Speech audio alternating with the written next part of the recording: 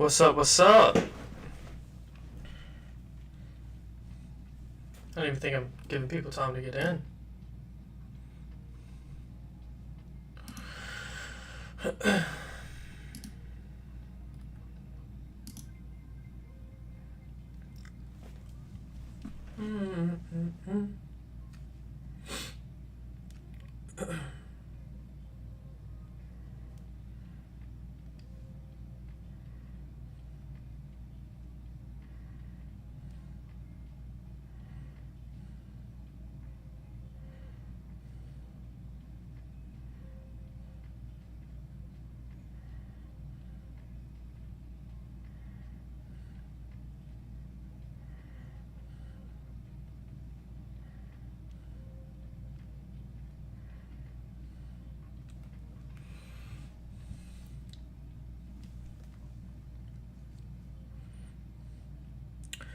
So,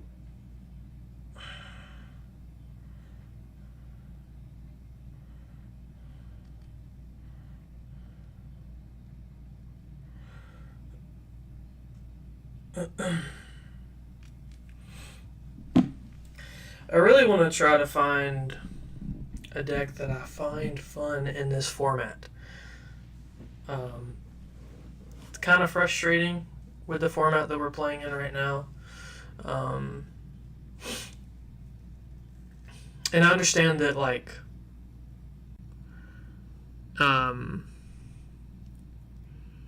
it's not going to be perfect and everything, but I wanted to go through these decks, kind of see what they look like, what we're playing against, because learning what people are playing will help us make better decision making and deck building, and preaching better deck building. Seeing this right here, oh my lord, wrong one. Seeing that is not fun.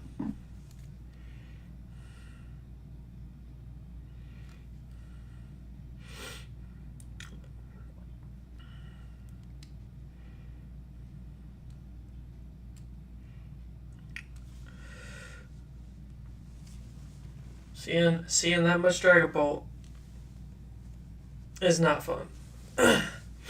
But I digress. I'm going to try to find something that can count. And here's the thing. There are a lot of cards that people have said counter certain decks or whatever. But look, Lily's Clefairy doesn't counter Dragon Bolt. You take one knockout, and then they bring up another Dragon Bolt and knock that Clefairy out and move damage somewhere else. So you're just one for one-ing. And that's not straight up countering. Crustle, it's this is temporary. Crustle is temporary. Rocket's Mewtwo, it's interesting. I don't think it does anything like overwhelmingly strong. I think it just does a lot of things, and I think that's what makes it, have some type of merit. I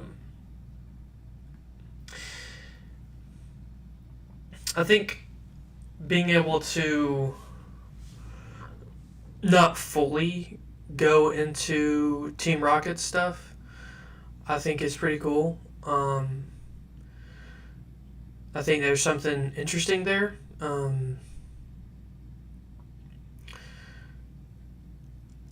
I think if we could, I'm kind of interested in looking into this deck a little bit. Kind of. But we can look at deck lists here in a minute. Dive in deeper. Ogerpon Meganium. Ogerpon Meganium seems like a fun deck until you play against something like Dragapult and you get mollywopped. So, yeah. Festival Lead, it's great into everything from number 2 down, and it's awful into this. just play Exodia. That's how you win games. Okay. Look, if I ripped out Exodia in a tournament, man, they better respect it. They better respect the Exodia win. If I reveal my hand and it's all 5 pieces, bro, scoop it up. Scoop it up. Then Cynthia's Garchomp. I've been playing this deck a pretty decent amount, and it just loses to Festival Lead, which got popular post-rotation, like around where I play. And it's like not even worth playing when you're going against Festival Lead. It's like almost an auto loss. Well, it is an auto loss. I don't even know. It's like a 90-10. Like, it's insane. Raging Bolt. These Raging Bolt lists, they can be really strong once you're complete. Like, once you have energy on the board and you're able to just continually attack with Raging Bolt, it feels pretty strong. I just don't know how. I just don't know how effective it's going to be in the long run when you're playing against decks like. Whenever I was playing against other Stage 2 deck or other big basic decks, it's strong. When you're going against a single prize deck, you better have Wellspring and they better not have Shaman. I mean, it's just how it is. And then this big Stage 2 decks, like, if they can single prize board you until they chip away some damage at you and stuff and move damage over, like, it can get a little, back and forth. But, yeah. So the circle right now in the meta kind of is, like, single prize decks beat the non-Dragapult decks. The Dragapult decks beat the single prize decks really badly. But Dragapult isn't a bad matchup into these. It's just weird. It's just weird. There's like this circle where nothing is like a counter pick. Crustle technically was a counter pick to Dragapult because people stopped playing it, but Dragapult still won because the person who came in first place in this tournament, wrong button. The person who played a shred attacker, and they just attacked through it with a Hero's Cape. I was like, Dragapult can play everything. Funny, I had Festival Lead built over a year ago when it came out. Just probably not the version that's good now. Oh, it's still the same deck, dog. Let me show you. It's basically the same deck. You don't have to worry about this. We'll say, I like the Secret Box build. I like this build more. But yeah, it's basically the same deck. And what sets rotated? Everything G and back. I can't remember the last G set that rotated. But Charizard and Gardevoir both rotated, so yeah. But yeah, the deck is basically the same deck. I mean, it's got the Thwackies, the Diplins, the Seaking. Some people don't play Seaking. I mean, I like it, but still have it built. Currently, just needs to be updated. I mean, literally, I think all you need is these 2 cards. I think. Oh yeah, Pokepad, Lily's Determination, Dawn, Brave Bengal. But those are easy to get. Like, these are the new cards, I think, out of the most recent sets: Brave Bengal, Dawn, Lily's, and Pokepad. But yeah, you're able to take knockouts on like any like Stage 2s and stuff like that. Pretty easy. I can't lie.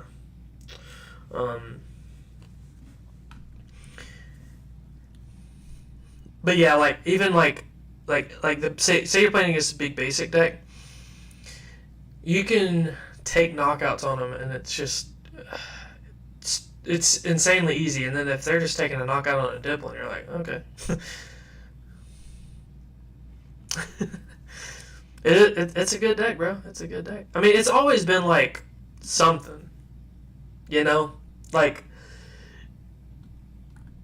whenever the problem was Gardevoir, because Gardevoir beat the living mess out of Festival Elite because they have Monkey Dory, they can Monkey Dory damage over, and Gardevoir attacks with a lot of single prizers, so they were still one for oneing Diplins while moving damage over and killing your bench. So yeah, it's interesting. How's Frapska on this list but not Rellor? That's weird.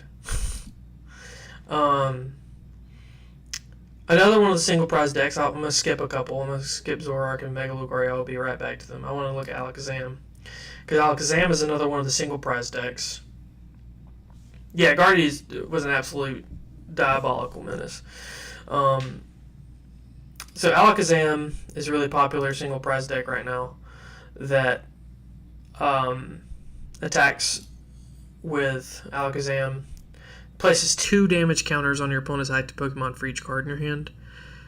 And when you evolve, you draw 3 cards. So the idea here is you're going to draw a big hand, and you can basically knock out anything in the game. And you're attacking with a single prizer. And that's just it. The issue is, again, Gardevoir. Or not Gardevoir, sorry. It was Gardevoir, but not anymore. The Dragon Bolt matchup. Because Dragon Bolt can Monkey Dory damage over. They can spread attack to Abra. It's bad. Battle Cage can help. Battle Cage helps from the movement damage, but if they can bump the stadium, it's like, it doesn't mean much. Handheld, this person's list specifically is pretty cool because you put Handheld Fan on the thing and you can move the energy off when they attack into the Pokemon that has Handheld Fan. You can move the energy off onto one of their bench Pokemon that can't use the energy. So that's pretty cool. But yeah, overall, very solid. And can do very well into Dragapult. I don't think it's closer to a 50-50 with Alakazam than it is other single prizers. But let's go back to Zoroark real quick. Zoroark is an interesting deck because let's go to Piper's deck. Piper Lapine, she played Zoroark, and she's got like this really cool list that plays Mega Lopunny, and Mega Lopunny has an easy 1 energy attack that can do 230 if it moves from bench to active. It has 330 HP, so it's a bit tanky, and it has a shred attack on it for 2 energy, which is very easy to do with the energy switch, which I think she doesn't play the energy switch, but it made me this made me think of like, well, we can get aggressive with things that you normally wouldn't get aggressive with. But the idea is she plays Scoop Up Cyclone instead of any of the other ace specs that you could potentially play in this, like Secret Box or Unfair Stamp, stuff like that. But putting one of your Pokemon and all attached cards into your hand, because there is no Turo, there is no Penny in this format right now. So Scoop Up Cyclone being able to pick up a damaged Zoroark or pick up a damaged Mega Lopunny is pretty strong denying those prizes, because that technically could get you ahead in the game, or bring you back into the game. I do really connect with what's going on with this build, with the ramp she's got going on with the NSPP up, Zero-6 for the Alakazam matchup. I think it's pretty nice. It's pretty nice. I've wanted to try this one out, but I don't know. I don't know how I feel about Zoroark, but I probably should just give it a try. Mega Lucario. Mega Lucario is the most straightforward beat stick deck you'll ever see in your life. Okay? So the idea is attack with Lucario, You can use Aura Jab to set up other attackers on the bench. Attach 3 energy from your discard pile to one of your bench Pokemon, and any to your bench Pokemon any way you like. Not one. It could be any. And then you can do Mega Brave to do 270, but that gets buffed up with Premium Power Pro because every single one of these you play does 30 more damage. So you can see how that damage goes up higher. And Maximum Belt, making it do 50 more. Pretty simple. You punch hard. While you can attack early with Soul Rock, doing 70, which potentially could be more with the damage buffs. Lunatone for the draw power. If you have Soul Rock on the bench and Lunatone, you can discard an energy, draw 3 cards. Pretty straightforward. And then Makuhita and Hariyama. Hariyama being able to gust stuff. And it's a 210 attacker. It can hit for 210, which is strong. So, yeah. You got gust on a body that can attack. It's really strong. But otherwise, I mean, it's very straightforward. I mean, you got Rocky Energy. Prevents all effects of attacks used by your opponent's Pokemon done to the fighting Pokemon this is attached to. This is pretty good. This is like Mist Energy. It's really good against Alakazam because it places the damage counters on it. But yeah, this is a very straightforward, punchy build. I mean, it has Wally's Compassion, so if they don't kill the Lucario in one hit, you can play Wally's Compassion and completely heal the Lucario and pick up all the energy, put it into your hand. It's pretty strong as well. So this all together, very solid build, very straightforward, very good. I think that's like a very good cookie cutter build to look at. Ogerpon box. So if I was playing anything when it came to rotation, I was thinking something of the sort of like this. This one is the Prism Energy build where you attach Prism Energy. It counts for any of these, and you can fulfill any of these attacks you need basically while you're ramping energy onto the Till Mask and crisping. I think I saw one, I think it was last night when I was looking at decks, that I was like, oh, it's kind of hype. This one that has this red cards. This, I think I was looking at. Oh, I'm looking at Terra Box. Ogerpon box and Terra Box should be in the same thing. But Ogerpon box is basically like just big basics with no Noctowl. The slot box decks. Mega Starmie. This is what I would consider the appropriate build for Starmie. You're playing Dusknoirs, you're playing Mega Starmie, you're playing Munkidori, and you're just being aggressive on the spread damage and everything. This is definitely the better. This is basically what you want to be doing when you're playing Mega Starmie. You're wanting to move all that damage over before attacking so that you can get better knockouts and everything.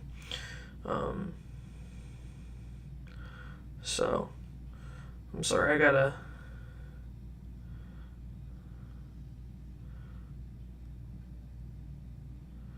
There we go. But yeah, so you're spreading the damage with the Dusknoir, you're popping it, putting 13 damage counters, then you're able to hit 120 and then 50 on the bench. 13 damage counters plus 5, that's 180. 180 is a pretty decent number to be hitting. 5 plus 5, that's 100. That's hitting pretty good numbers. With Munkidori, it's pretty good. Risky Ruins is probably one of the most important things here, because whenever a player puts their Pokemon onto the bench, it puts 2 damage counters on it. So, first off, that puts damage on their board if they are putting Pokemon after Risky Ruins is down. And then Munkidori is moving the damage that's on your board over onto their board. So, it's just setting up knockouts. You're just doing that over and over and over again. And Ursaluna for cleanup. I mean, it's pretty straightforward. In it's able to do that attack with 1 energy, so you're very energy efficient in all of your attacks. Legacy energy is a really good energy to have because it offsets the 3 prize Starmie. So you're able to make a 2 prize 330. That's pretty strong. And with the Hilda, you can search for it and the ignition energy to do the 210 attack. The 210 attack can come up. And I think it's a shred, right? This attack's damage isn't affected by weakness or resistance or by any effects on your opponent's active Pokemon. Yeah. So it's a shred attack. So 210 as a shred is pretty strong. So, yeah. I think this deck has some merit, but the moment someone puts a Psyduck down, like if someone puts Psyduck and Shaman on the bench, most of your game plan is gone. So like Alakazam, if they play the Psyduck and the Shaman, and then they put the Battle Cage on the board, this deck is basically just completely shut off. I mean, it's pretty diabolical. I ain't gonna lie. So this is definitely a format dependent deck. So we can look at that was 4th place, so we can look at this 32nd place real quick. This is just like the Mega Frostlass version of it. So Mega Frostlass is hitting for big damage. 50 per card in your opponent's hand, so you're able to hit pretty big numbers. And the putting your opponent to sleep is very important too. So I really like this Mega Frostlass a lot. So you have your big attacker and your spread attacker. It's pretty simple. And the Frostlass 1 prizer is really strong too, because you can just put damage counters on the board. Let's go back. Okie Dokie is another single prize deck that has been pretty cool to see. Like, their biggest issue is playing against Dragapult, but this build, the way they deal with Dragapult is Lily's Clefairy, Energy Switch, and you literally have to Cypher Maniac, put both those on the top, draw them with Lunatone, then bench, Energy Switch, attach Prism, attack. So there's a lot of stuff to do to get it online. It's kind of tedious to get that play. But like, let's just look at the base of the deck, like the Okie Dokie. If it has a Dark Energy attached, it gets 100 more HP, so it'll be at 230, and it does 100 more damage, which is 170. Which is pretty strong because it's double tapping most Pokemon, which is strong.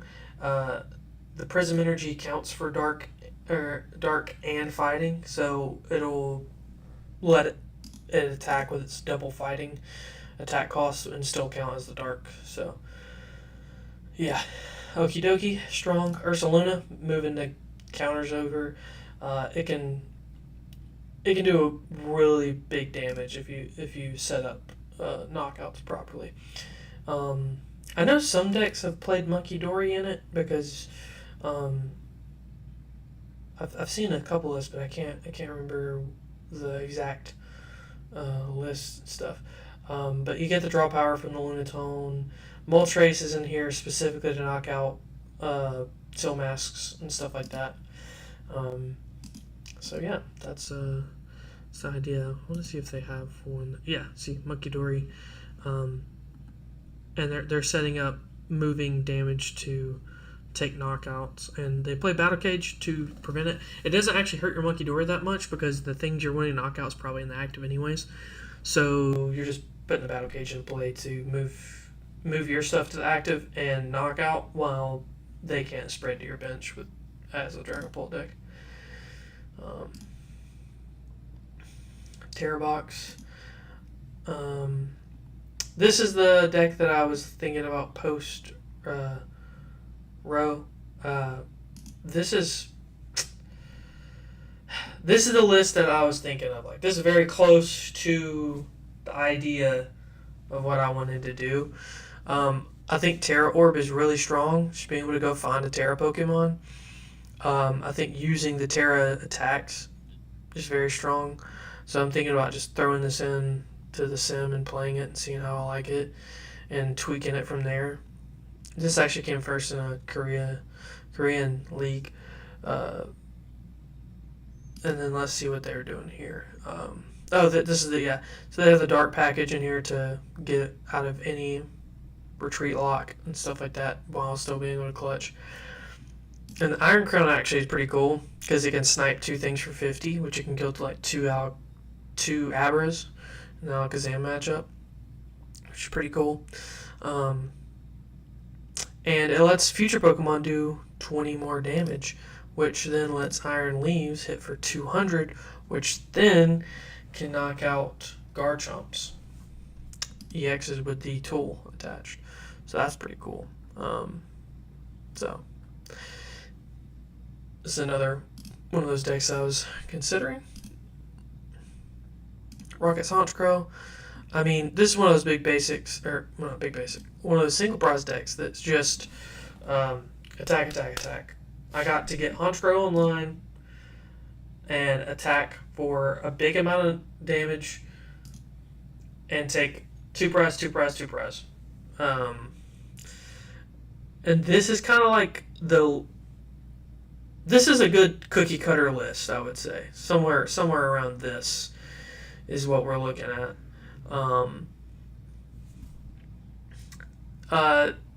Playing all because it discards the supporters, the Team Rocket supporters, so having as many as you can, I think that's, 8, 16, 20? 20 supporters to discard, and you got Miracle Head set to pick up 2 of them, Roto Stick to find out of your top 4 as many as you can, a Receiver to go grab some from the deck, whichever one you need.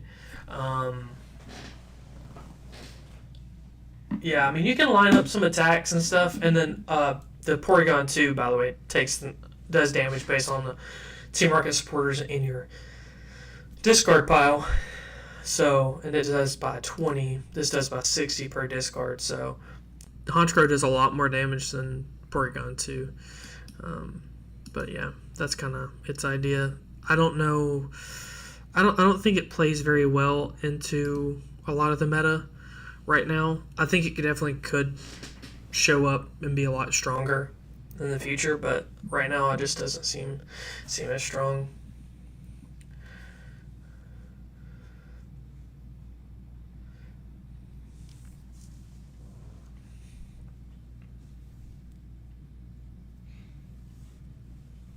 I appreciate that, Tyler. You're one of the ones. Marnie's Grimmsnarl. Let's look at some Marnie's Grimmsnarl. My fiance's been playing this deck. So this is very spread heavy. This is we're getting Munkidori's online. We're setting up damage on the board, and the longer the game goes, the better it is for Grimmsnarl. So, in a slower paced format, Grimmsnarl can get really, really, really strong if they set up and they're able to, because Grimmsnarl can auto generate its energy to itself, and also I think Energy Switch at 1 is fine, but I feel like maybe even 2 Energy Switch could set it up to where you can put more energy on the Grimmsnarl and move Energy Switch energy to the Munkidori and attach another energy to another Munkidori and move over damage faster. But again, the longer the game goes, the better. So you're playing into the long game anyways. But yeah, you're basically Budeawin early, Frostlass building up damage, and then you have Grimmsnarl, which is cleaning up the board, Munkidori moving over the damage, Unfair Stamp for the disruption. I mean, it's straightforward, but it works. So, and I think that's where I'm going to stop. It's the top 16 decks. I personally, let's look at Ogerpon Meganium as well. I didn't even get a chance to look at it. This is pretty straightforward Arboliva list. I think it's pretty close to the list I have built in real life. Yeah. Um, so Meganium, it doubles all grass that's attached to your Pokemon. All of your Pokemon. So your Till Mask deals damage based on how many energy attached, and it counts for the energy attached. So what you're doing is Myriad Leaf Shower is double what it would normally be doing. So if it has 3, so it's 30 plus 90 if it's just normal, like you have the 3 attached. So it's 120. You double that. Now we're doing 240 off of just the normal 3 energy attached. The moment you attach 1 more energy to it, you're doing 60 more damage. So now you're doing 300 off of just 4 energy attached, which is strong, very strong. I do enjoy playing this deck. I just definitely can see where the issues come in, because Arboliva being your main setup attacker, this is the attacker you will basically want to start the game with. It spreads. You choose one of your opponent's Pokemon 6 times. For each time you choose a Pokemon, do 20 damage to it. So basically what you're doing is you can choose Pokemon 6 times. For each time you choose one of those Pokemon, you can choose the same Pokemon multiple times. You put 2 damage counters on it. So you can do 120 to one thing, you can do 60 to 2 things, you can do 80 to one, 40 to another. Bunch of different ways you can spread it. You can go 2 to everything or whatever. This does pretty well into if you can get this down on your turn 2 and you start attacking with it, because it's only 1 energy to attack, so it's very energy efficient, which is important. Because a lot of people that saw the Meganium, they're like, oh, we got to take advantage of having all the energy attached. Yes, and I agree, but being able to attack efficient in the early game and then hit hard late game or mid to late game is pretty strong. It's pretty strong. But yeah, and being able to do the Noctowl to search for any of your 2 pieces, like say you need to get Dawn, so you can get literally the whole line, because with Forest of Vitality you can immediately evolve all the way up with your grass Pokemon, so you can evolve all the way up to Meganium. You can grab Forest of Vitality, Dawn, or whatever pieces you're missing. Unfair Stamp if you want the disruption and stuff. It's a lot of different lines.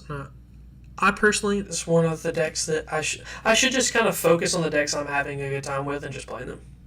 But I'm having a hard time doing that because I don't want to just sit across from Dragapult all night playing a deck that I know is not at least a okay matchup into it, because it's such a high percentage into the meta right now, you know?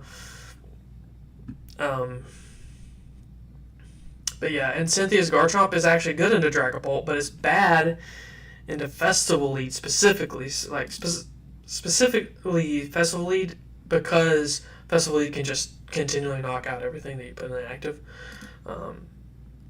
But yeah, this is kind of what it is. I don't really like the Larry's skill build of it. I don't know, that's what came in 3rd in Prague. But this is close. Whoa, Grand Tree. Man, people are brewing. Grand Tree's crazy. I mainly play. I think I play the Neo Upper build of it, but a lot of people have veered away from the Neo Upper build, which I think is fine. I think maybe I could play a Rose's Encouragement build of the deck. I think that'd be pretty good. Because I think accelerating your energy is really important in the meta, because I think decks are about to start getting a lot faster. Because one thing that Dragapult has to do is they want to evolve up, but then they'll pretend to be a rare candy deck where they rare candy into it and start attacking. But if you're able to be aggressive before they're able to rare candy into their Drag Ball. Even if they rare candy into it, if you're able to Lily's knock out the one they rare candied into, it's forcing them to take the draw power off their Dracloaks off the board, which can be strong too. But yeah, those are the decks I was looking to. And another thing I wanted to do today is look at city leagues that are coming up into the next rotation. I need to go all the way to... Is there a way I can search for a specific time period? I don't think so. Because I think it's March 8th. Is when... Yeah. March 8th. Yeah, we'll move to... March 8th. Has the red card. Or doesn't have red card.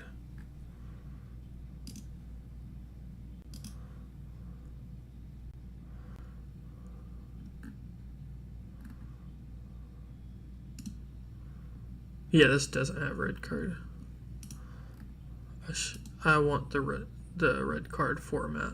That's what I'm looking forward to. So this is a cool card coming out. Damage counters on Pokemon cannot be moved to another Pokemon. So this stops Munkidori. And it's buddy-buddy-able, so that's pretty cool. It does help against those Munkidori decks. This Bubble Water Energy. The water Pokemon this is attached to recovers from all special conditions and can't be affected by any special conditions, which is pretty cool. This stadium is pretty cool too. Discard 2 cards, draw a card. It's pretty strong, getting your discard set up with different stuff, whether that be energy if you need to accelerate from the discard and stuff like that. This is also another deck I've been thinking about. Like, I think it's pretty cool to have this lineup of, like, Terra attackers that you can search for without discarding with the Terra Orb and stuff. It's pretty strong. I think there may be something here. I get a bit overwhelmed with Flareon. We can look at Greninja. This is the thing I've been looking forward to. This is Mega Greninja right here. Once during a turn, if this Pokemon is in the active spot, you may discard a water energy from your hand in order to use this ability. Place 6 damage counters on one of your opponent's Pokemon. And then for 2 water energy, it does 120, plus you may return a water energy attached to this Pokemon to your hand. If you do, this attack does 80 more damage. So this effectively can do a 200 attack and then 6 damage counters on whatever one of your opponent's Pokemon.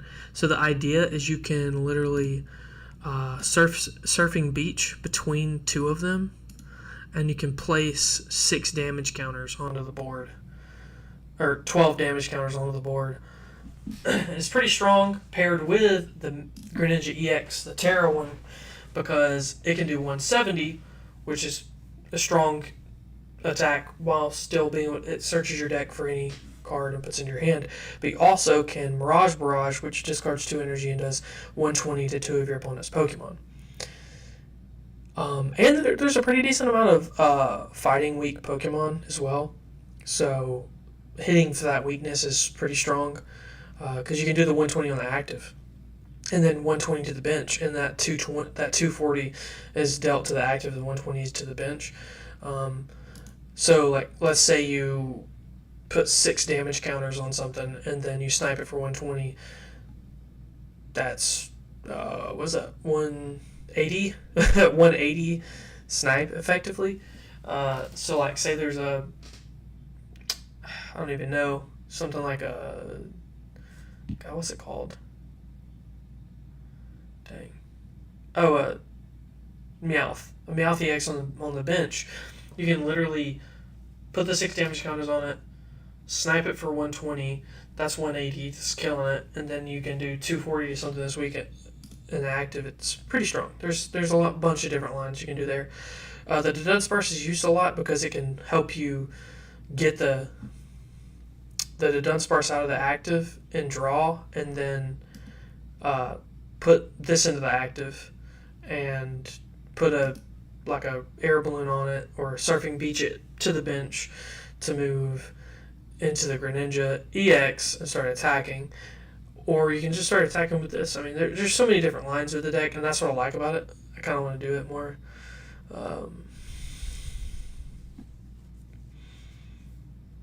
Yes, yes. Yeah, it's not effective at attack, which is really strong. Um, there's a lot of different things you can do. Red card, I think, is going to impact the game in a way that people won't understand until they're playing the format. Because if your opponent shuffles their hand and puts it on the bottom of their deck, which is already, that's basically, I don't know, in a way, like you're putting the hand on the bottom of the deck, so they're not seeing the same cards. Okay, then they draw 3 cards. You can only play this if the opponent has 3 or few prizes cards remaining. So what's going to happen is people are going to play around having 3 prize cards. So they don't want to have 3 prize cards as fast as possible. So like killing a Mega early is actually not beneficial to you, because like say your first knockout is a Mega and then they special red card you down to 3 cards and you put your hand on the bottom, draw 3 cards. It's going to set you back similar to Unfair Stamp, but they can also like Prime Catcher, you know what I'm saying, and kill one of your setup Pokemon or whatever. It don't even have to be played in the opponent's deck for it to impact the game, and that is the sign of a card that is meta-defining. People are going to think about this card even if it isn't in the opponent's deck. Like, they don't, because you can't know for sure, you know what I mean? It's an item, so it's not taking up their supporter for turn. It's not taking up the A-spec spot, you know? There's just so many things that this card does for the format that I think is beneficial, because I don't think it's inherently broken. I think it is definitely going to change how people play the game, and I think that that's beneficial for the end goal of the game. I'm looking forward to Special Red Card being in the format, because right now players just get to set up, do their thing, and you're just sitting there looking at them. And then, like, Judge doesn't do enough. Harley Quinn is very gimmicky. Like, the format right now is an okay format. I wouldn't even say necessarily a bad format. I would just say it can be kind of boring from time to time. And you kind of just have to find decks that you have fun with, you know? And just go have fun with them. And I think this is interesting, decks like this.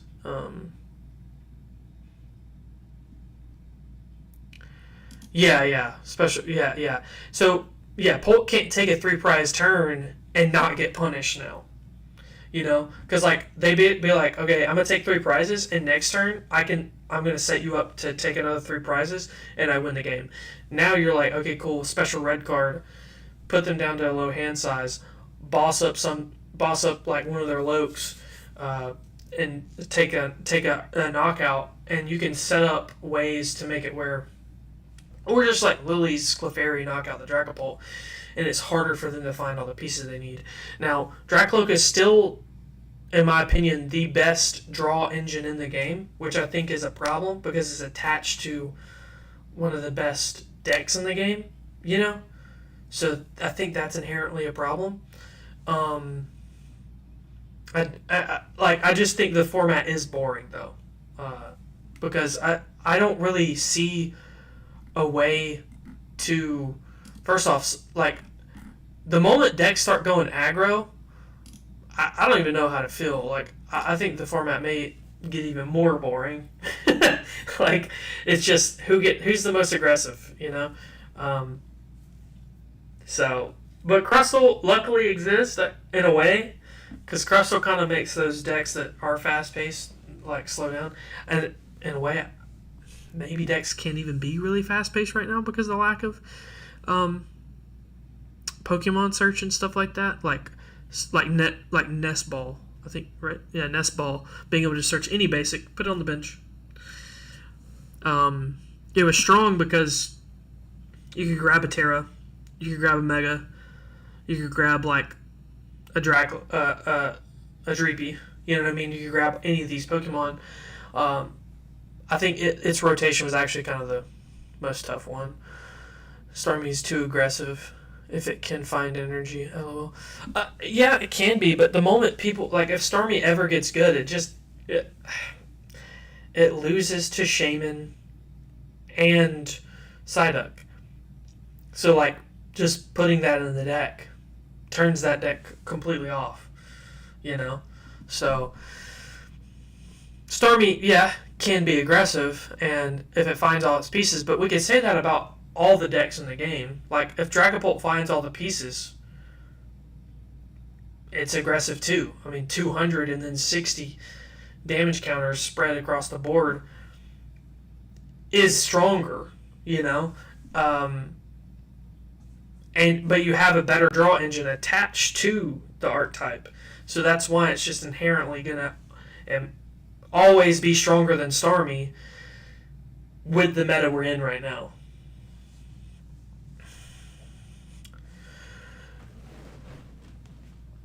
Yeah, Ultra Ball's like the freaking worst, dude. Ultra Ball just discard 2 cards, grab a Pokemon. Like, it's so slow. I hate it. But I guess I should try to copy one of these decks. I kind of want to copy a Terra Box list. I wanted to copy this one from last night and see how it felt.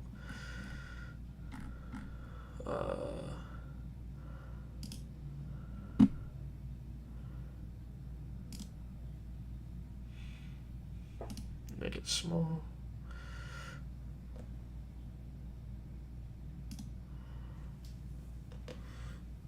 I'm gonna try this Terra Box list out because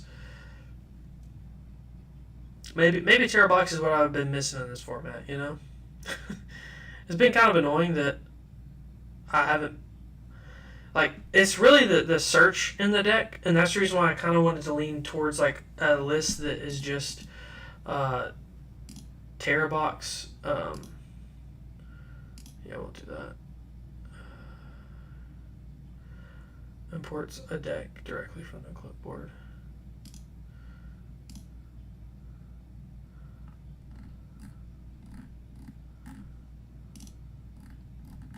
I think you got everything. Okay.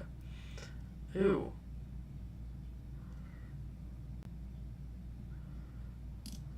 That's disgusting.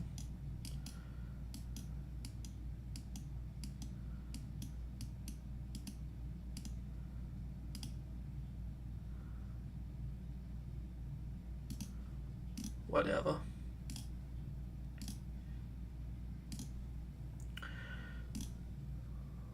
Must be 60 cards. 61 cards? Was that so what? Huh?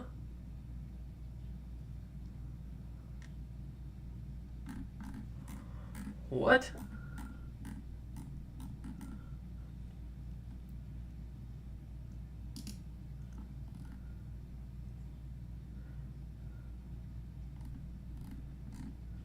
Oh, did I accidentally added a second one, didn't I?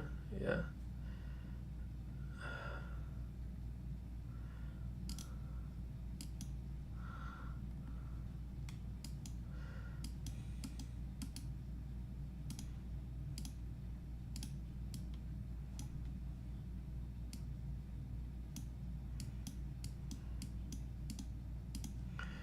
There we go. Okay. Let me get caught up real quick. Always gonna be a sucker for poison decks. I just think they're neat. Yeah, I mean, I've been working on a Tox Box list. I think it's fun. Pet GX in every deck. Yeah, Retreat Lock isn't it. Retreat Lock is stressing me out. I'm going to have to play Yveltal and Patch EX in every deck. Yeah, like, the thing is those aren't bad cards inherently, but they just, if you don't have something that meshes with the, like, I want to attack with the Petch if I have it in my deck, you know? But hey, play a poison deck, like Colt saying. I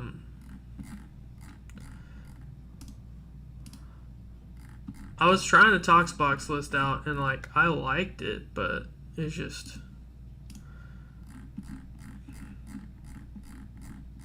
I feel like it's just missing something. I mean, maybe a special red card and like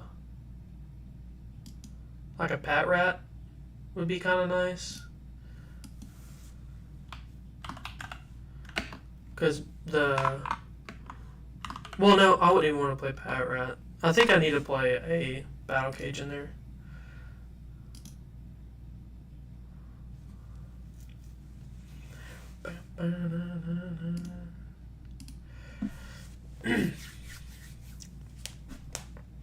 Mega Sharpedo's got potential.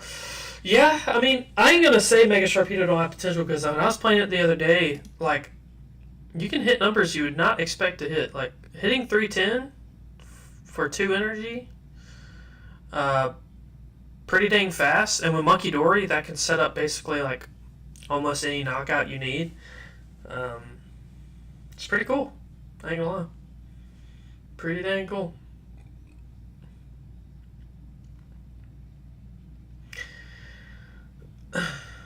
And this is what I'm talking about. Look at this. This is the hands that we get in this format, man. This is a first place list. I just copied and pasted.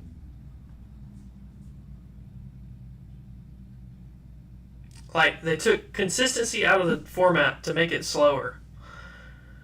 And what it made it just made it boring. That's what it made it. Heck yeah, Night Stretcher.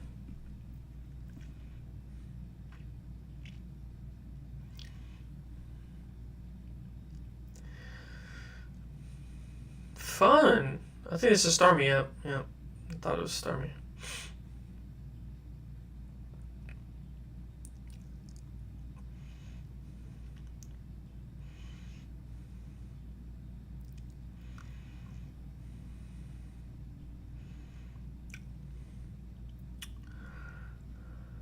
Hey, Till Mask. I know. Risk Your Ruins is triggering. Still Dance. What a top deck. If I didn't get that mulligan, though. Oh, Hoo Hoo. If I put the Hoo Hoo on the bench, though, I think it just dies.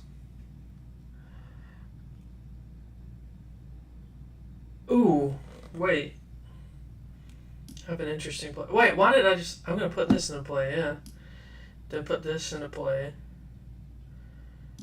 And I think what I do here is I Crispin. A Psychic.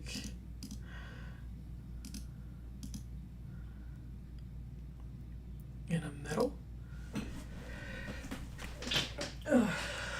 Okay.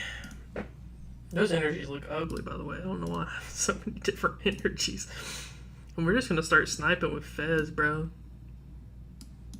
We're just going to start sniping with Fez, bro. I don't want to get item locked, so I think I'm going to go ahead and search for a grass energy here.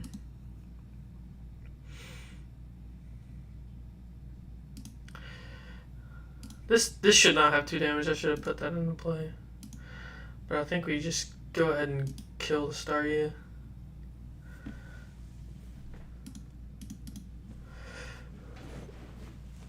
Oh, and we got the crystal. Yep, energy switch, Cruel Arrow, baby. Cruel Arrow coming in, bro.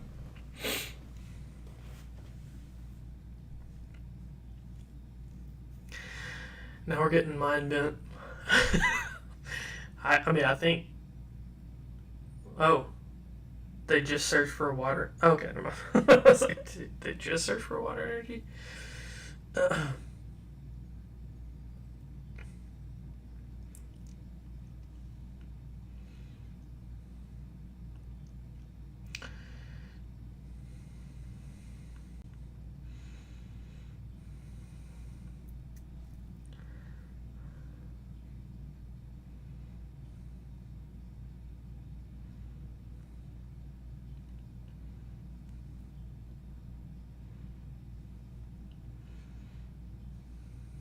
Okay. I have an idea here of what I can do, but I need a Noctowl first because I don't want to draw into energy.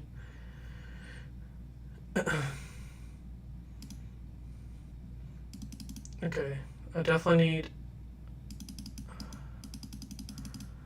What Pokemon do I have in here? Okay, I got Wellspring, I got Energy. Okay. I can ruin their day, but I have to take it slow. I have to take it real slow.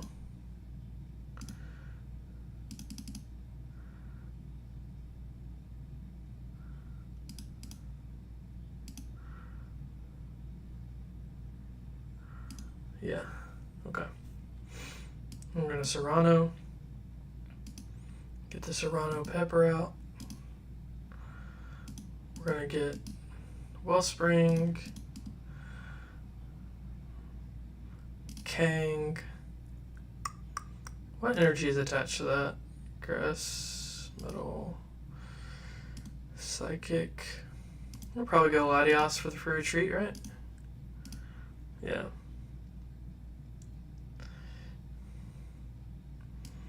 Gonna bench this, attach this, bench this, bench this.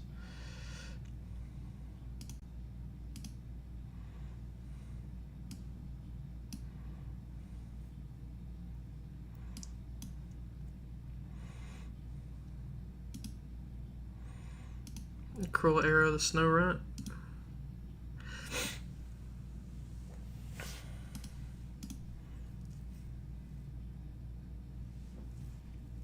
Okay.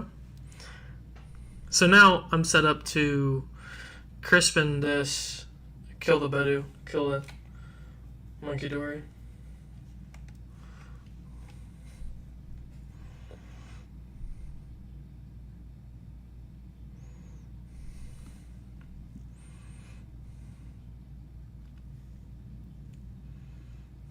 Oh.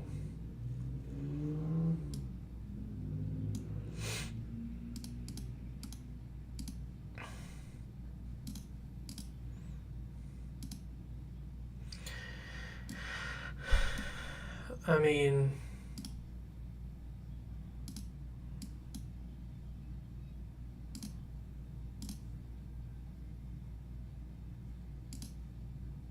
okay. I was about to say, I was like, I really don't know how he comes back from this, but, you know, we move.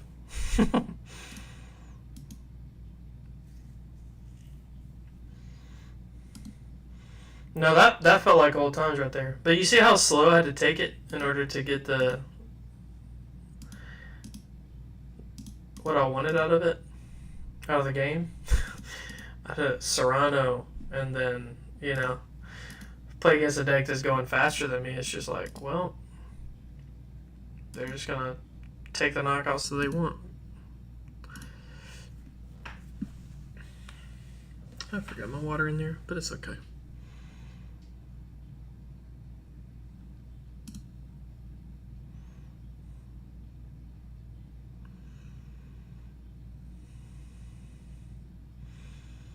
I think I want to go second, right?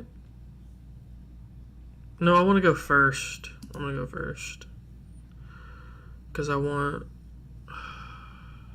But Serrano's one of my starters, so maybe not. I mean, this isn't abysmal. It could be worse.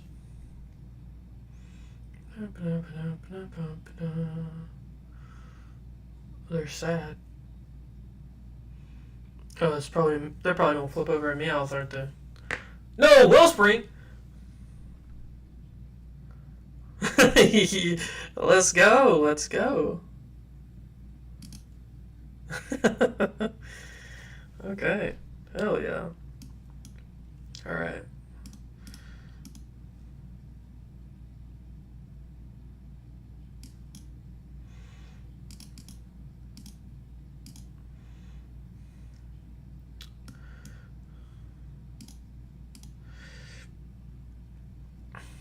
Get them all out of the deck.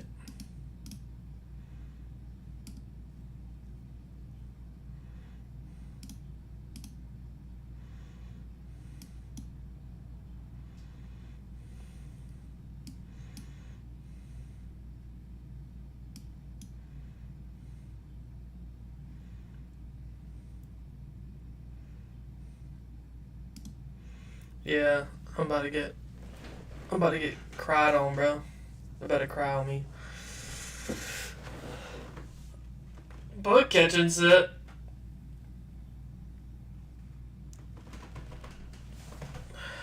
This is probably one of those 4 Terra Tillmass decks.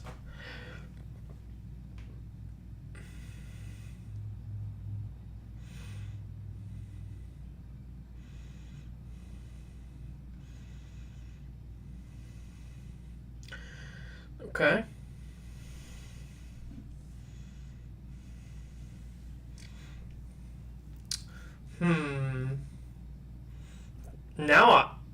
Now I have 2 mini lines.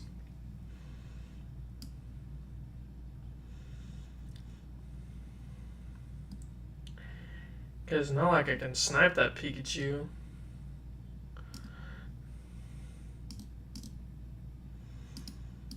I could go Energy Switch, Area 0, Area 0, Meowth,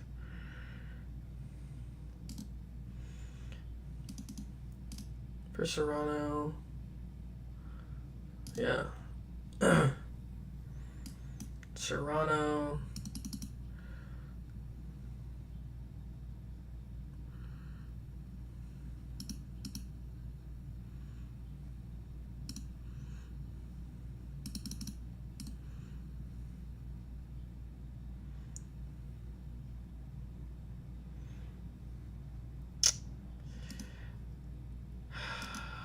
I think this so we can have the run errands.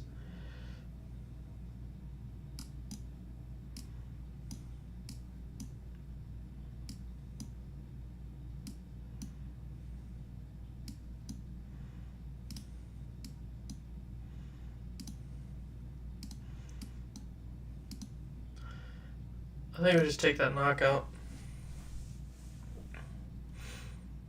Because it's going to force them to Pikachu knock me out. And then I think the play from there is to Fan Rotom punch it to break the Resolute Heart. That's 70. And then clean it up with Tillmask, maybe? Or I could clean it up with Mega Kangaskhan.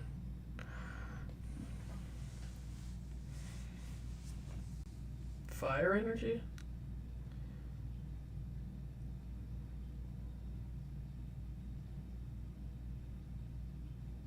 What? Okay, so they're gonna discard the Fire Energy and the... Yeah. Okay.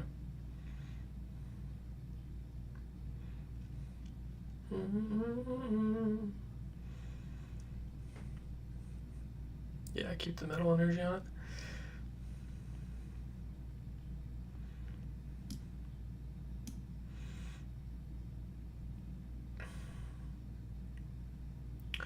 There's my Pikachu. Ooh, maybe I could punch it with my own Pikachu. And then... let me think here. Maybe I attached Crystal way too soon.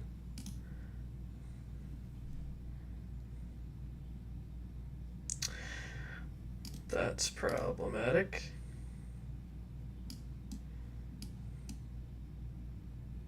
That's problematic. Okay, one sec.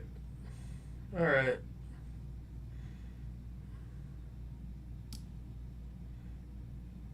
I'll bench the Chew.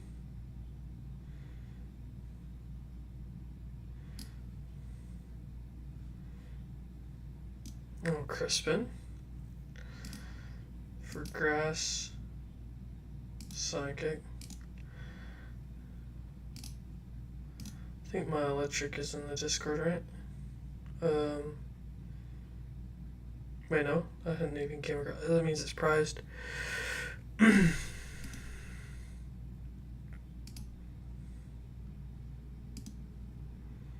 No, it's in the Discord. Okay. So we'll attach here. That's for next turn.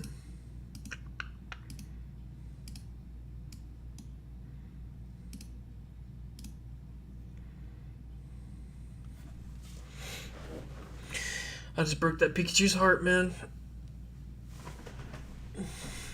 Breaking hearts, bro.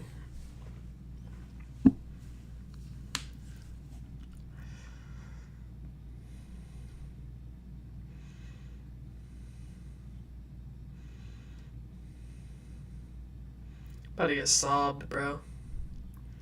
It really is sob alert now.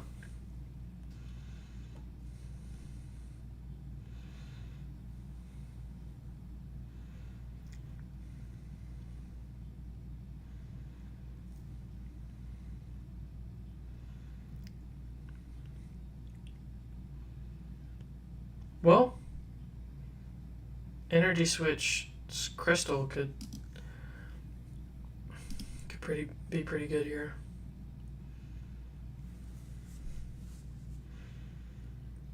This could be the ends plan build. There's a lot of different ways you can build these, so I don't really 100% know what the most effective. Yeah, okay, so alright.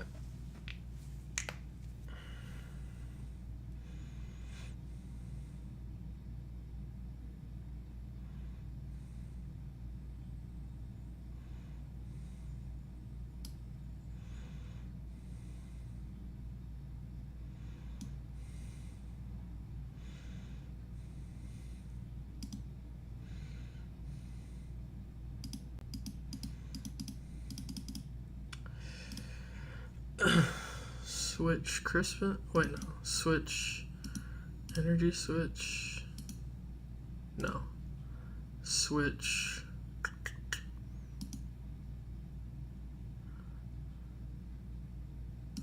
Night Stretcher.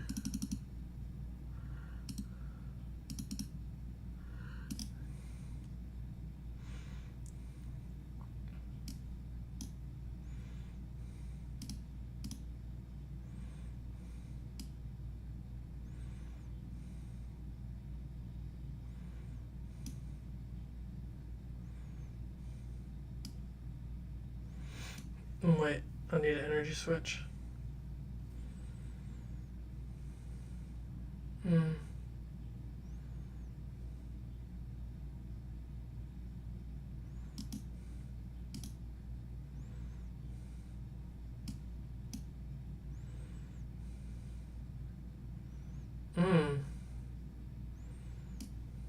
I don't think I have everything I need though in there. Right, 1, 2. Wait, I think I only need a Let's see. Yep, I don't have everything I need in there.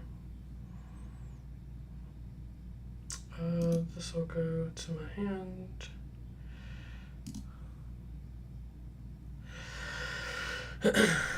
Where should I put this energy? I guess I could just load it up on here. Right? Yeah, we'll load it up on here.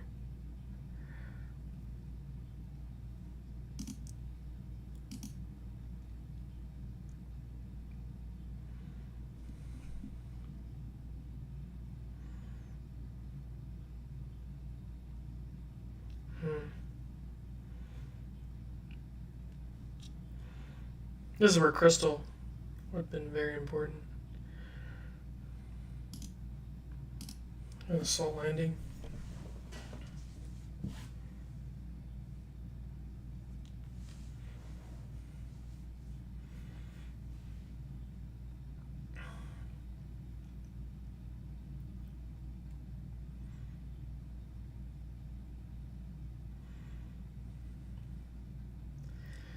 Okay, till that.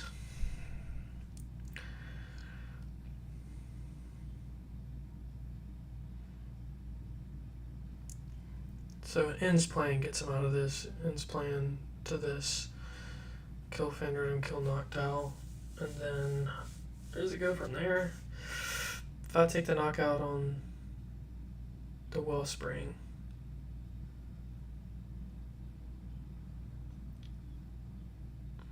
they're going to boss around it to get a KO. Yeah, this is the Prism Energy build. Okay. Yeah.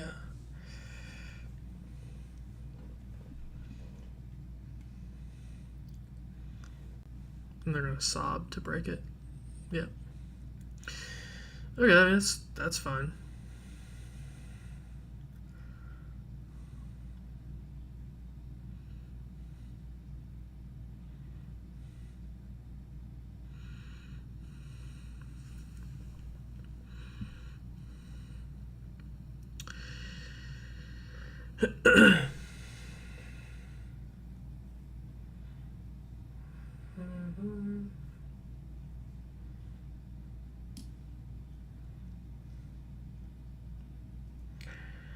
Can switch and draw some cards.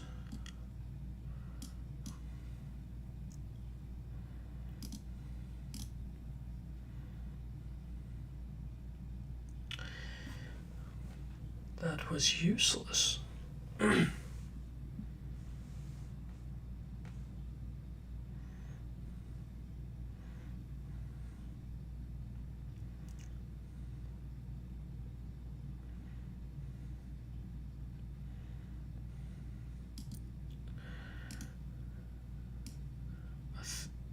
Should I punch for 70 or sob again? I should sob them. Yeah, I should sob them and attach an energy.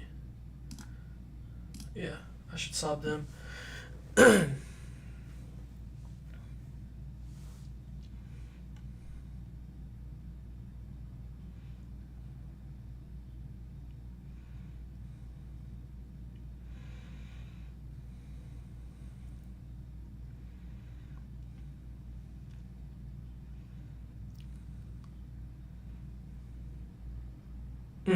Okay. So now I'm locked for a little while.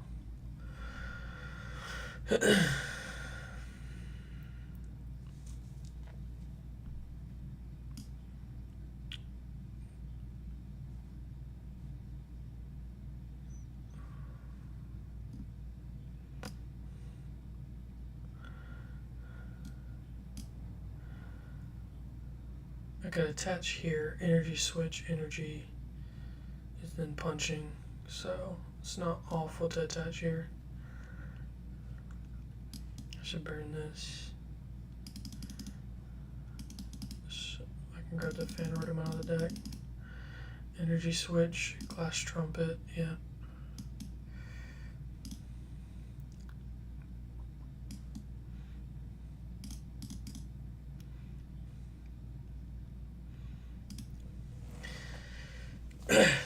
Yeah, 4 more turns, good sir. 4 more turns. Okay, another was 40, okay.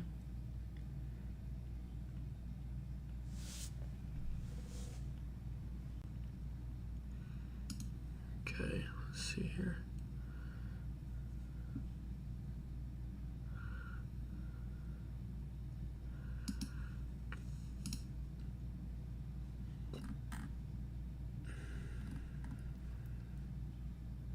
Only have 1 energy in there. That's not beneficial yet.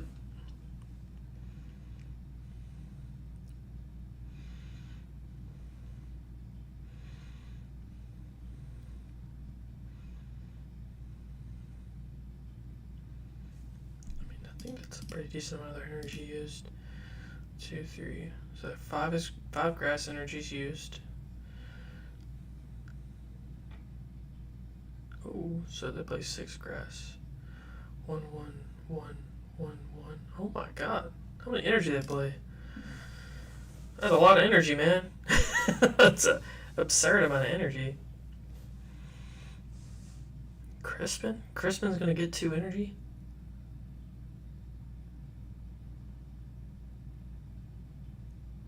Okay, so 7. It plays 1 of every energy. What is this? Golden Go? ESP Golden Go or something? What is happening?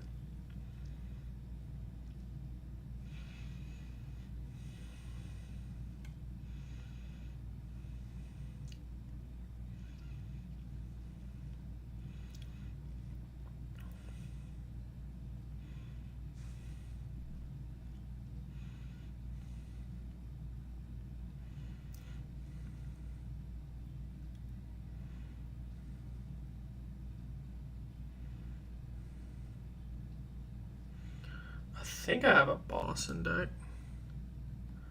Yeah.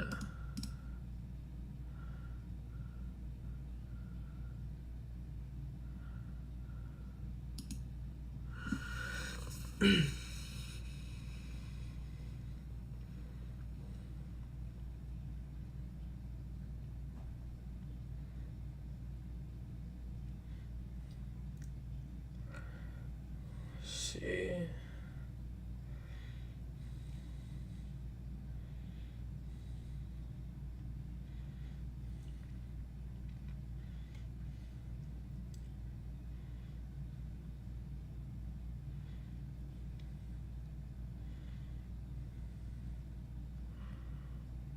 Okay.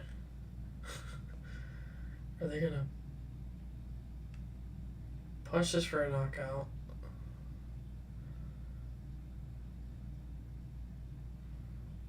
I guess, right? Wait, no.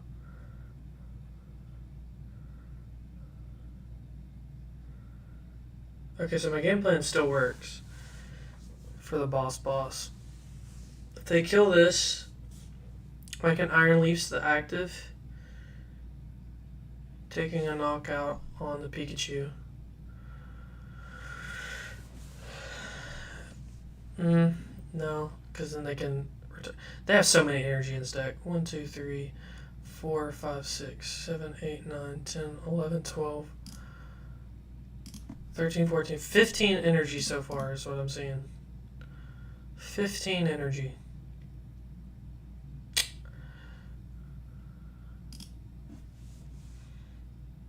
That's an absurd amount of energy. Like,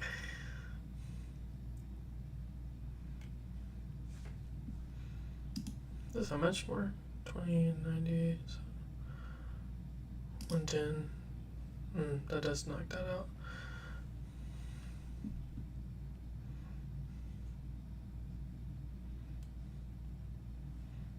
They put energy in the discard. Hell yeah.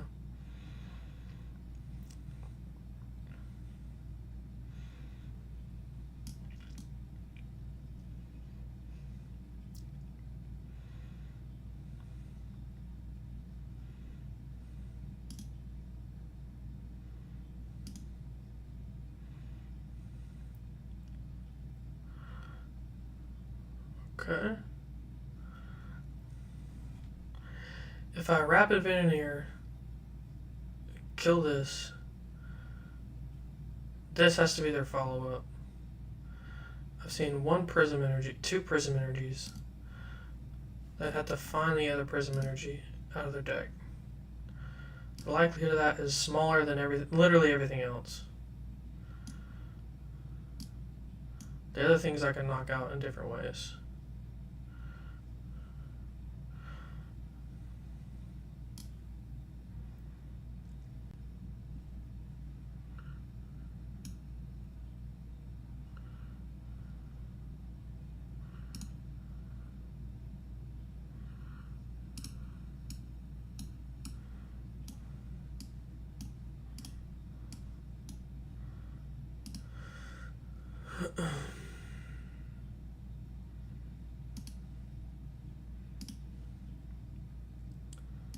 I can Glass Trumpet. 1 energy here, 1 energy here.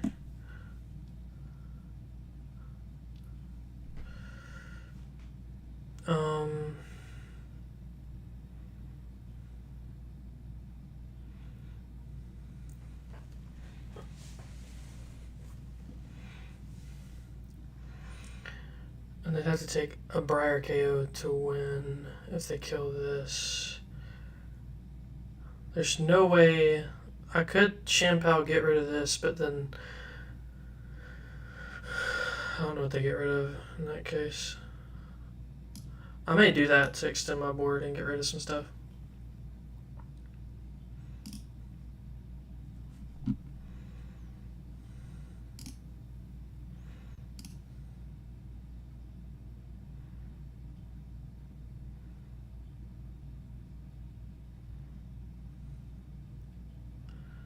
It's a boss knockout, I think, right?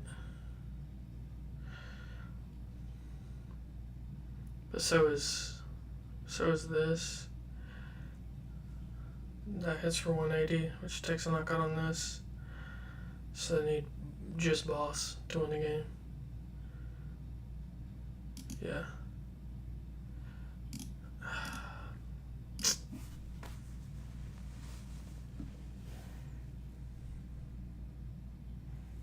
This is an interesting game right here. This is very interesting.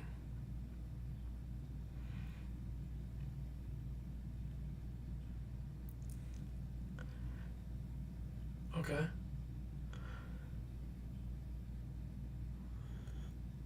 Okay. Got area 0.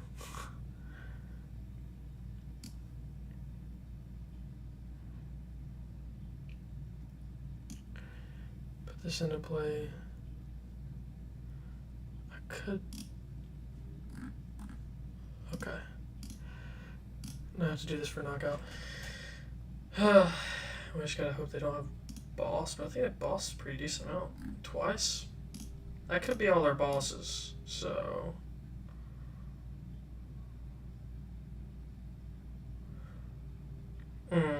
This just needs an energy, doesn't it? Yep. Ends plan. Hey, that's a good game, bro. That's a good game.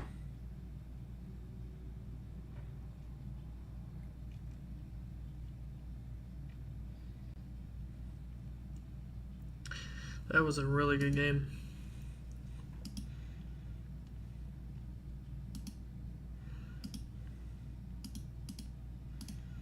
So yeah, I do enjoy the ends plan version. I think it's pretty cool.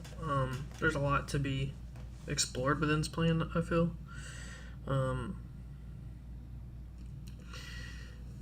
There's a lot I could get out of ends plan. I think that's pretty cool. But so far, I mean, the list isn't bad at all. Is there a way I could view? Oh yeah, view deck. Yeah. Ugh, look at all these energies. Yeah, I'm fixing that right now. That's disgusting. I'm never exporting that way again. That is ugly. But how many energies did that deck play, bro?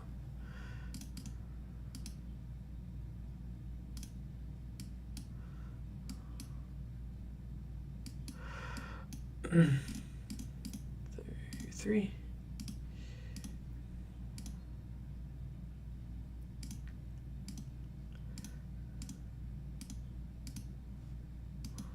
One of those. One of those. 3 psychic.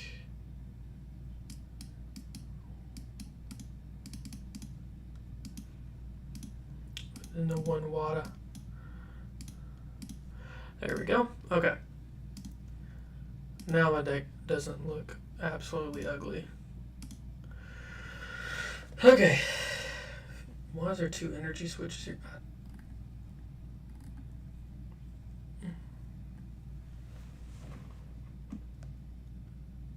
It's because they're from different sets, bro. That is absolutely disgusting.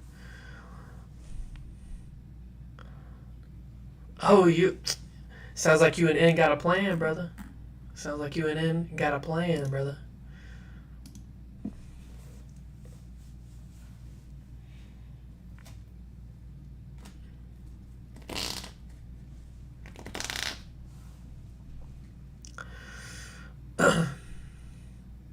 Me and N plan on going on a date this weekend. Heck yeah.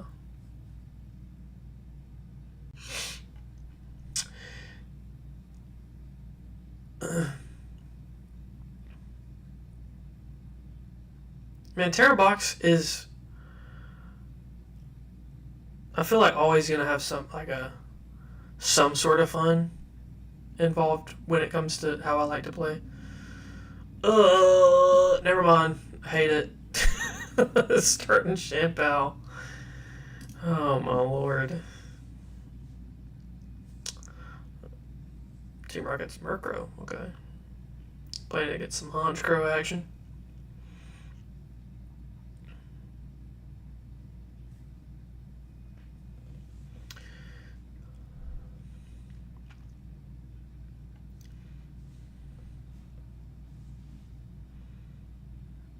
Okay.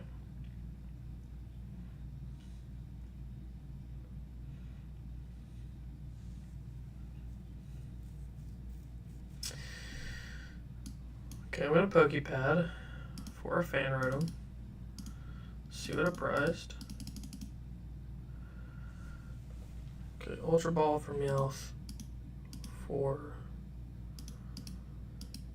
Serrano. Feels pretty bad without the Area Zero. So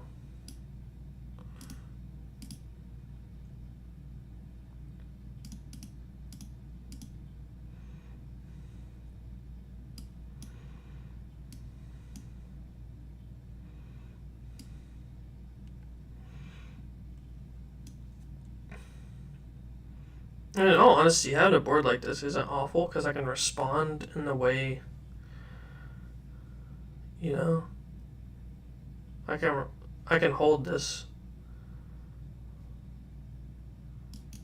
Yeah, I think that's the plan. And then I can Ultra Ball for a Terra knocked out and get the whole board set up.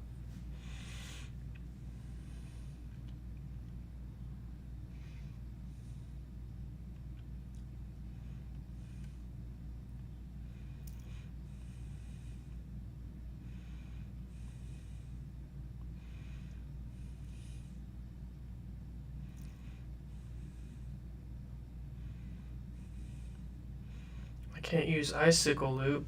No. Okay. Now we'll Ultra Ball away an energy and a boss.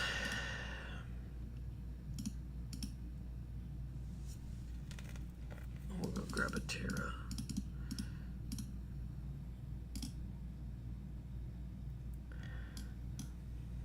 Terra, Tildance. Oh. So, Wellspring is really good right here. Cannot even use. So if I kill this and this. So I have to get Crystal. Crystal. Area Zero, energy switch, energy.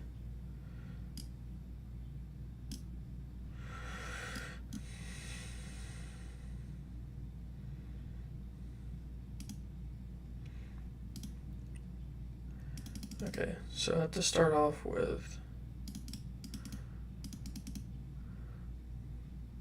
Crystal, Area Zero, and then what is it, Serrano. I need an energy and I could do it.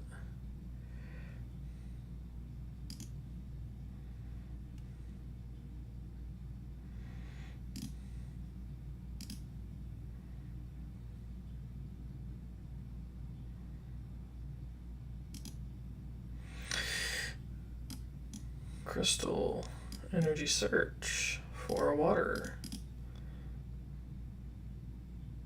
Attach the water. I could just get disrespectful just to be disrespectful. And I don't think it's actually a good play, but you know. Let's see. Jewel Seeker for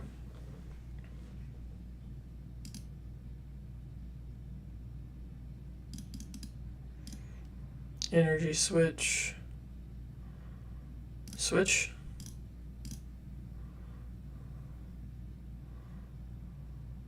I think this would set him back a lot.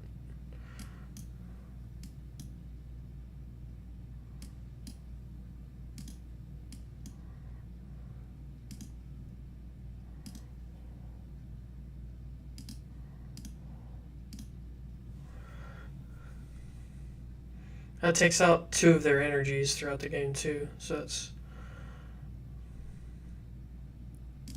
pretty strong. And I've prized a Area 0, so boom! Area 0, Latios. Let's go. That's pretty high. I would have needed the Latios to move anyways, so I prized it.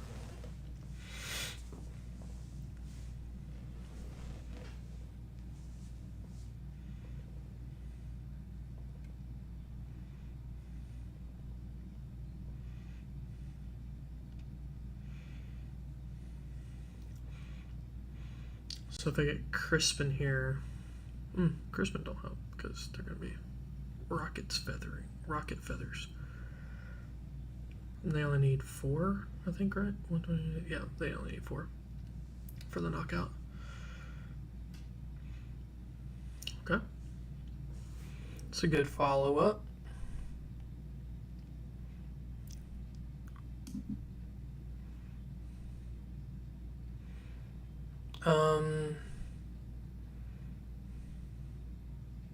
Sure.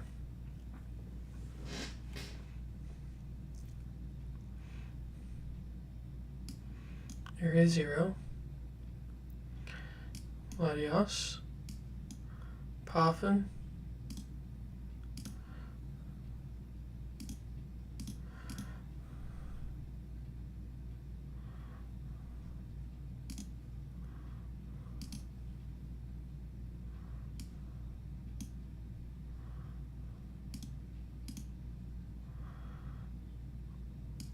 Can attach this to the Phanrodon. Retreat 70.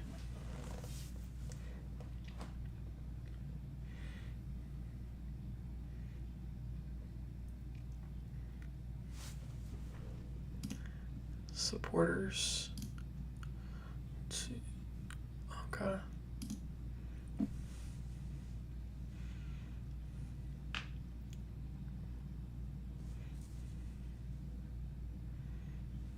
So it has to discard 2. He takes the knockout here.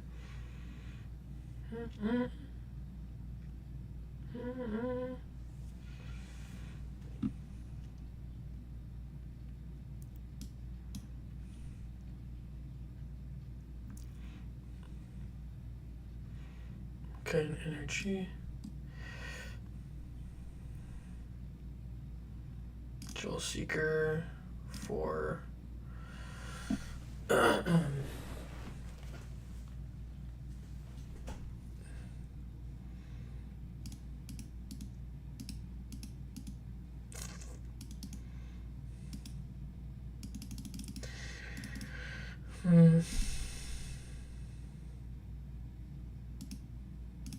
Kangaskhan's kind of diabolical here.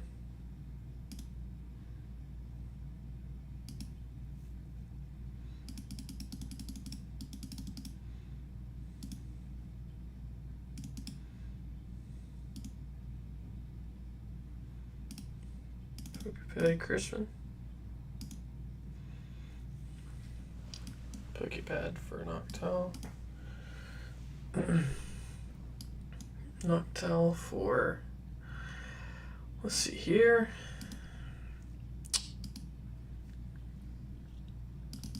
Oh, not Lily.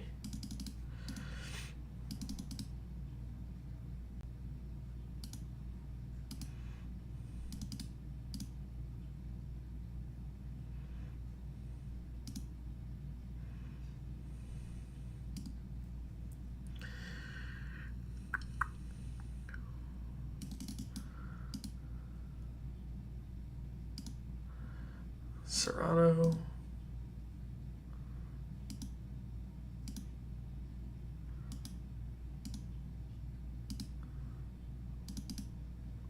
Stretcher, I think.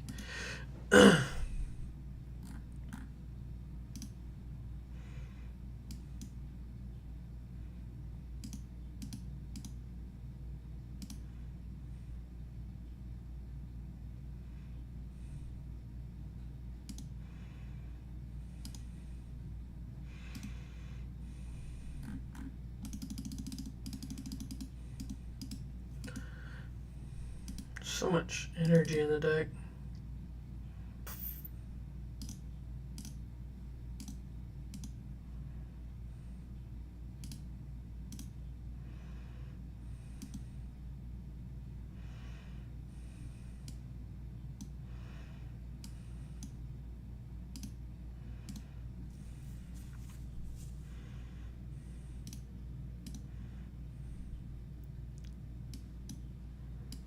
Tilt Dance. Run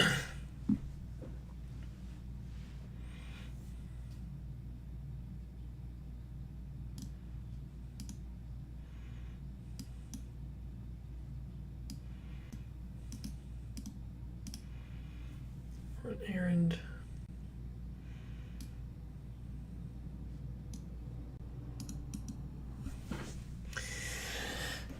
Oh, I think I'm cooked on this one, chat. I think I'm cooked on this one, chat.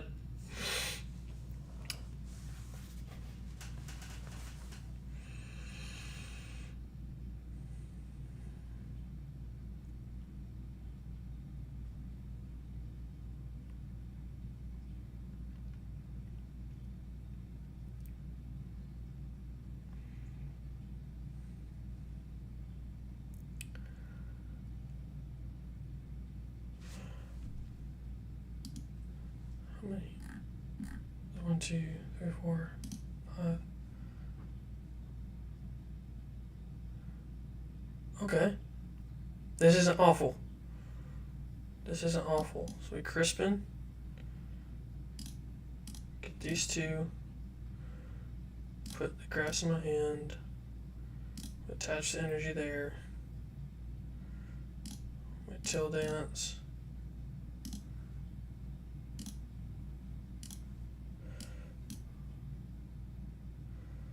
Okay. Attach.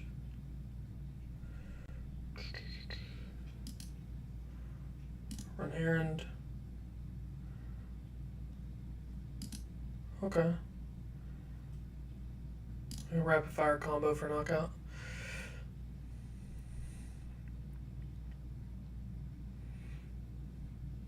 So with this, I know one of these is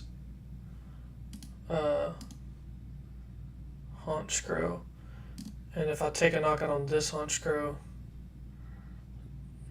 the one that this one that has energy, so I just really need a boss here. But I think I've used one. One's in the deck.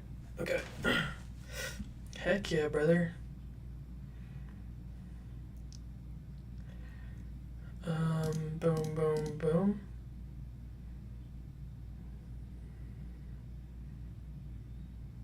Yeah.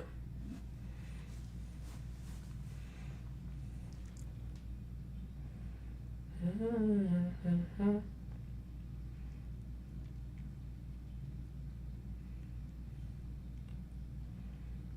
think it's 5, I get 3.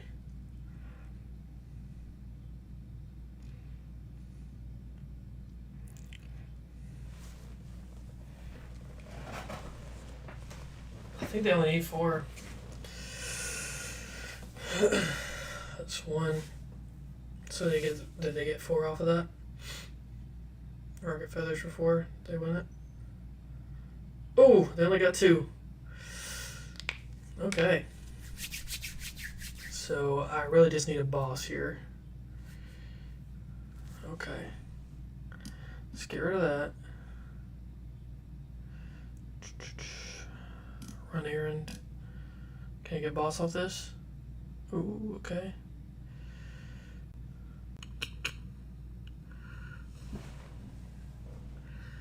So now this just needs 2 more. So what I could do here.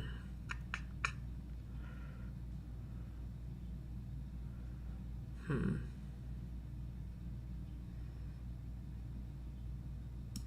gonna power pad and check for something real quick.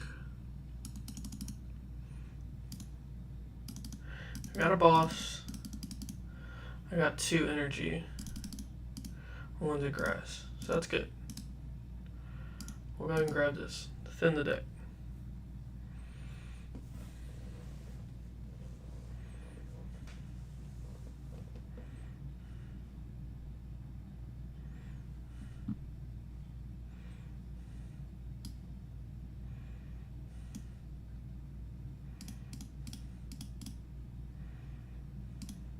Grass in my hand. Psychic on the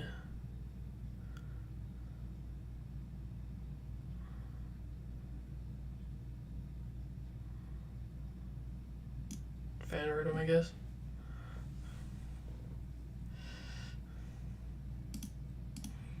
Till dance. There's the boss. Oh my lord.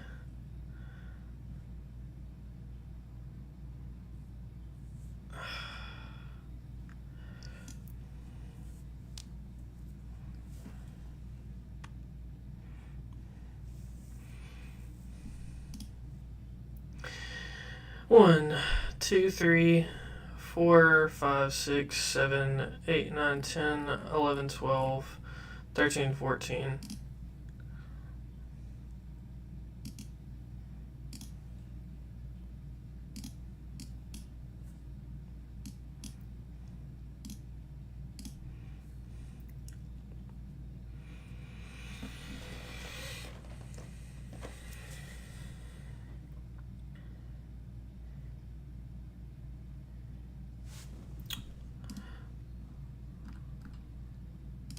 So I could have retreated into Phanrhythm there. That's what I was looking for the whole freaking game. Energy switch. Hey, if they got 2, they got 2, bro. I don't know what to say. Because this is their last Rocket's energy. They've already got rid of 3 of them. Okay. They only need 2. I think they got it here. Yeah, they got it. Wait, they don't got it? Okay, now they got it. Miracle headset. Okay. How much are they doing?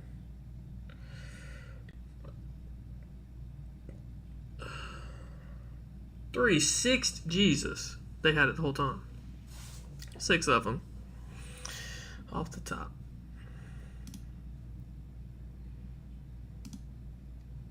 That was a good game, though.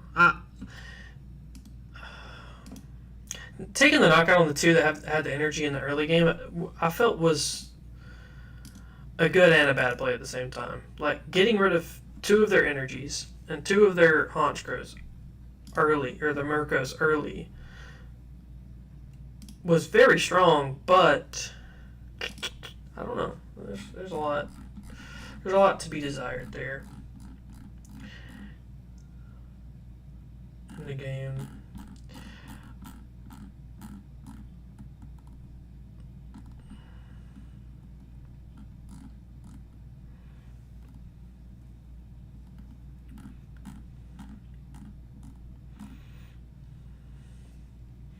Okay, let's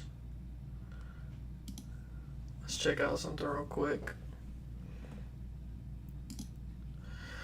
Okay.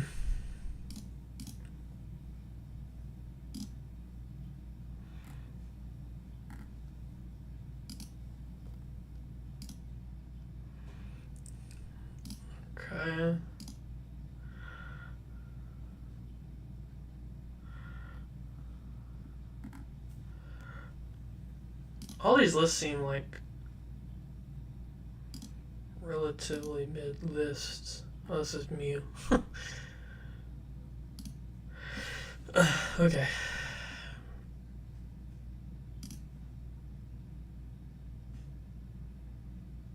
So it's usually the Ogre Pawn box is playing ends playing. This has got the Lily's Pearl, so this is trying to make these one prizers. That's the main game plan of that deck. Same as that one.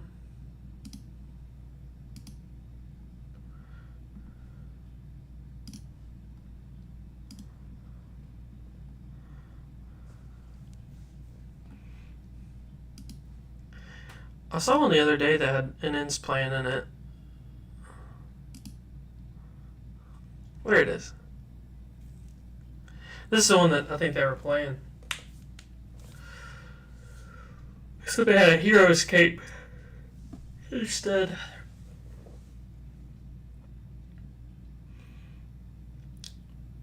Four energy switch, 2 ends playing. Prism. By the way, ends playing can move Prism and Legacy energy around on the board because it just says move up to 2 energy from your bench Pokemon to your active Pokemon. So it can move your Legacy around if they try to boss around your Legacy energy.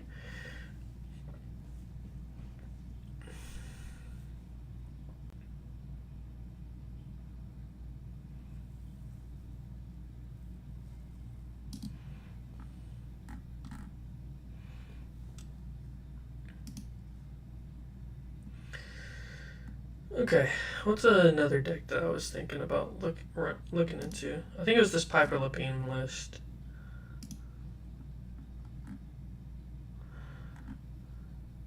Let's clip it up. Not rarest owned.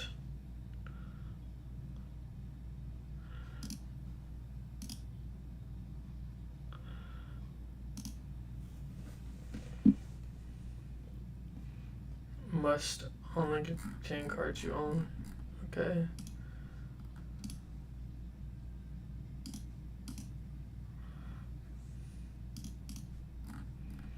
Moch.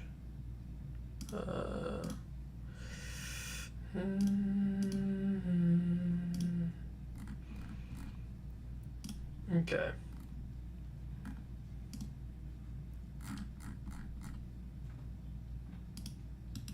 I wish there was a way you could favorite your favorite card sleeves and stuff too. Their newest update, like they did help some things, some quality of life, not like it's groundbreaking for Pokemon Live standards, but card game standards in general, it's like why wasn't this a thing already?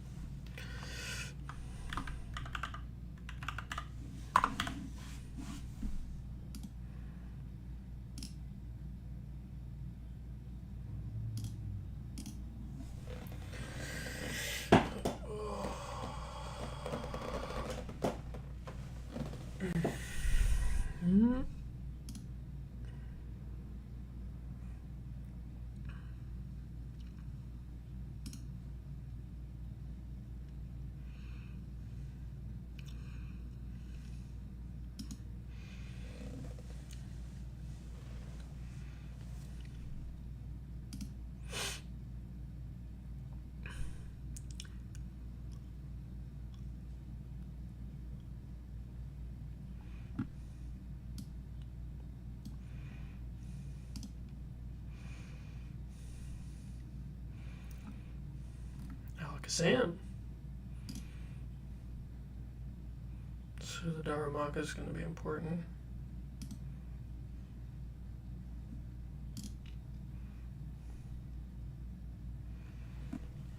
We'll have 2 turns to set up Shaman.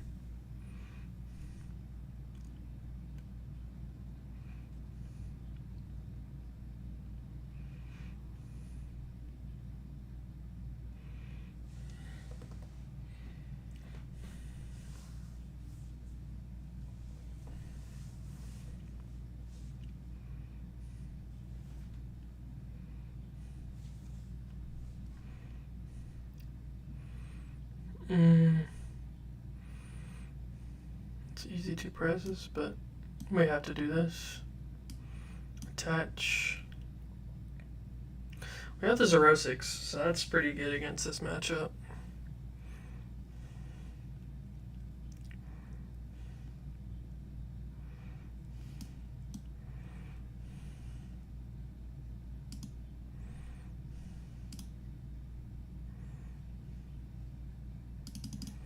I think a Lily's.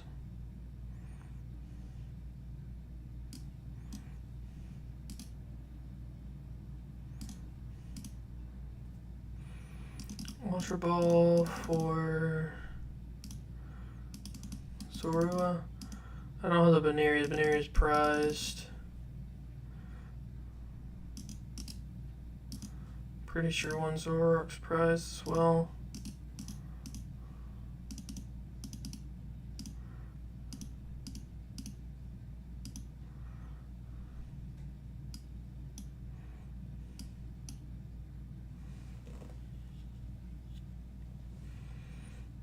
Pretty decent draws.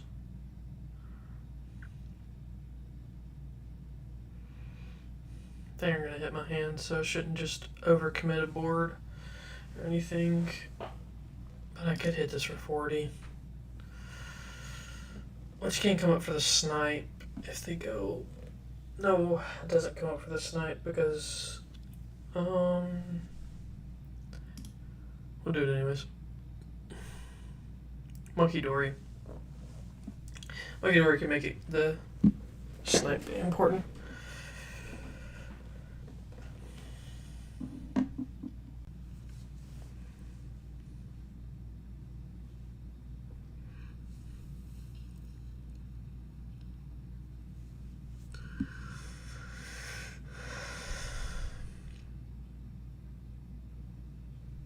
Okay.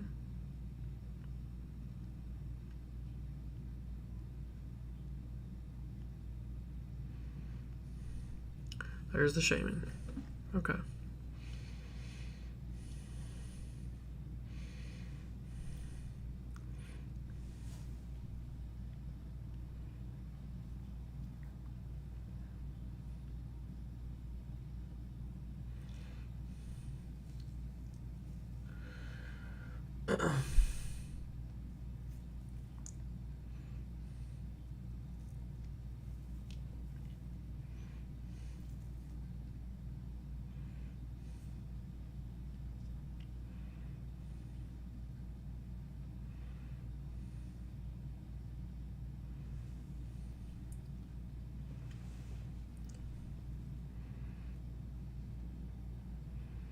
Okay.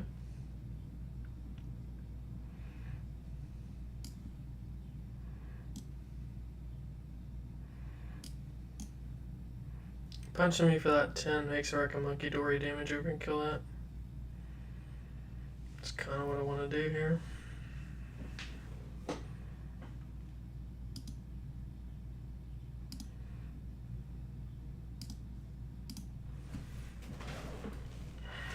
I gotta find the Dory first though. Gonna Poffin.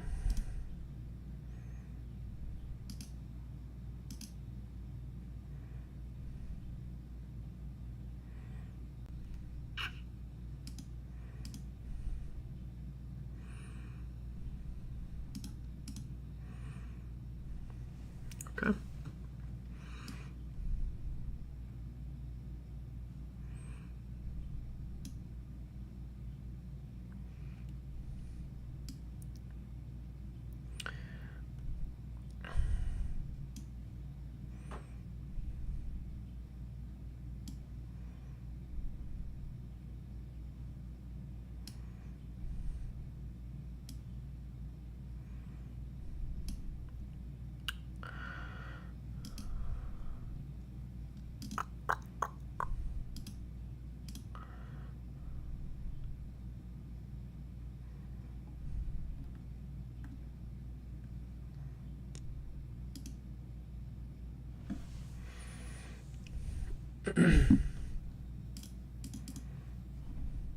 There's the Munkidori. That's helpful.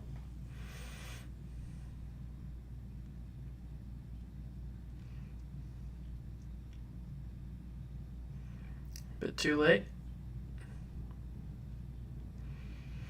A Fez? Okay. So. Ugh.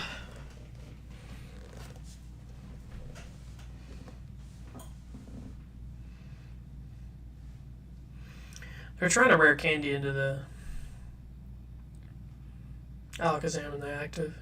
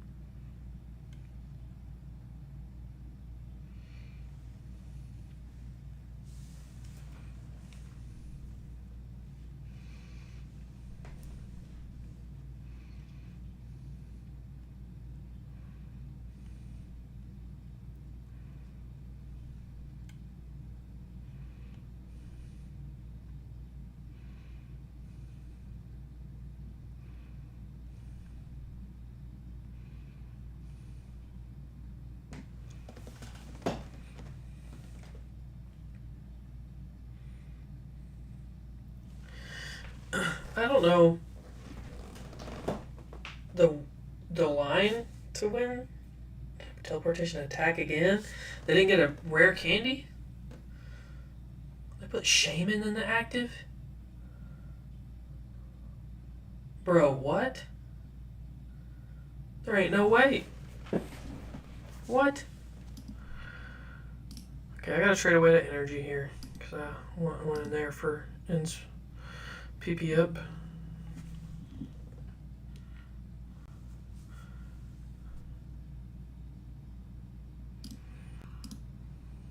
Get rid of Buddy Buddy because I don't need it in Moa.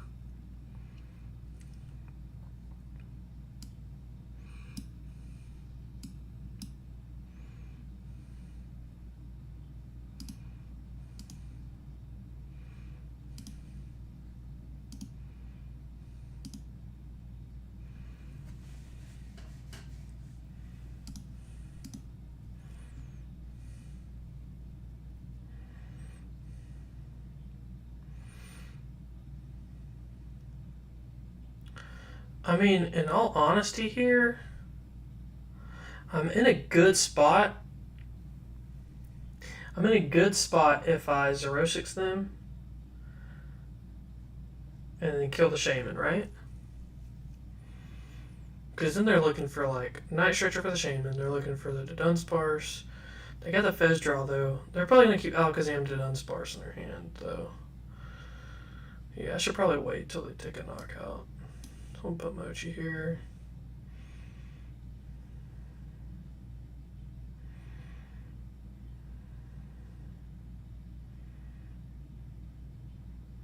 Yeah, I should wait till they draw more.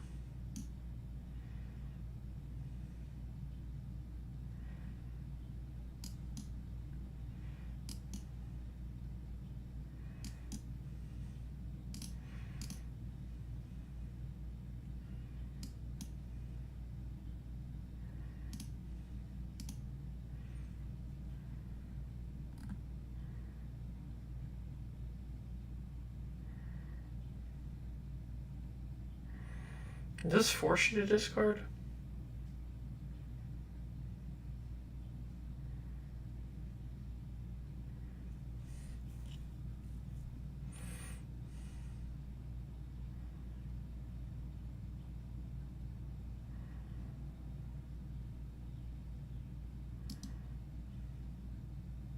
I don't know if it makes you force you to discard, so I'm just gonna do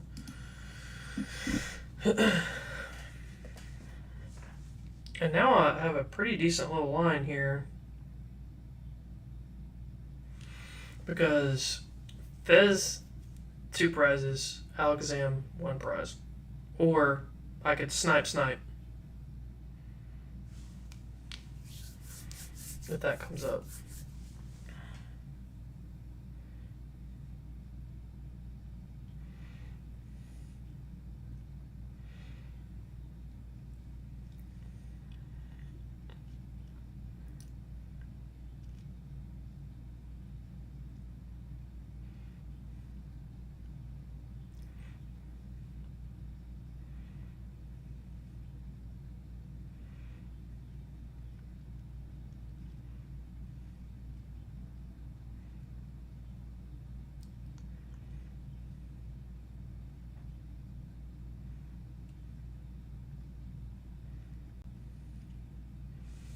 This Enzor is dead.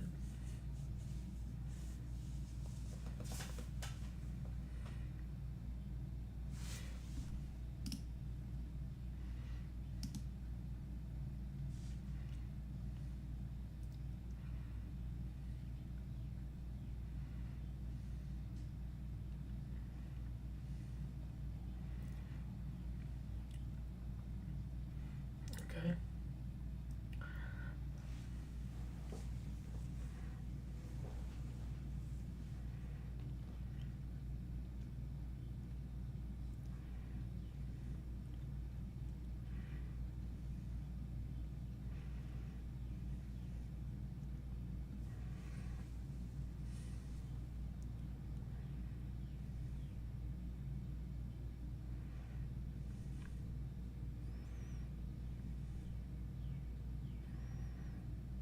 They're filling their hand up way too much.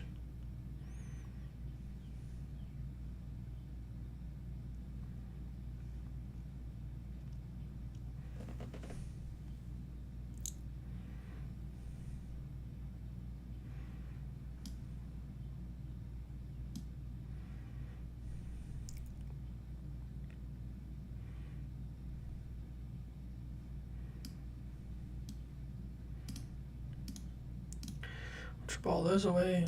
Go grab Zorua.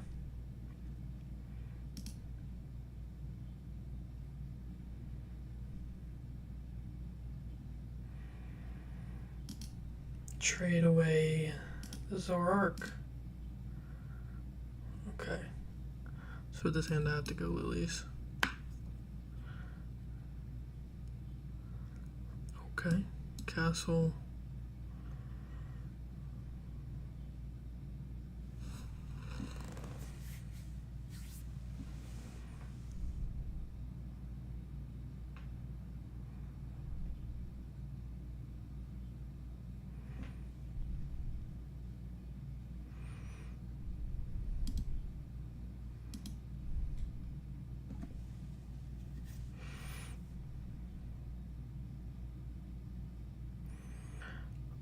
I could scoop this up.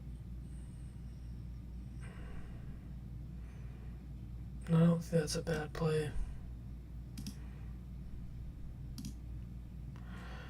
And then we'll promote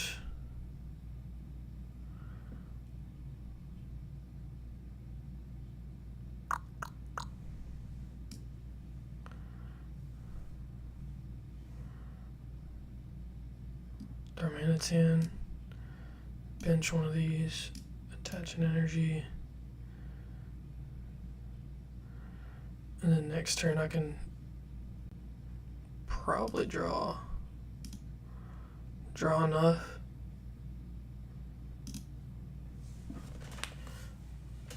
Because then the next plan is a row 6, make it over there.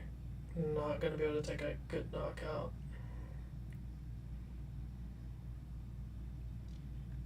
Maybe I should have 0-6 on that earlier turn. Yeah.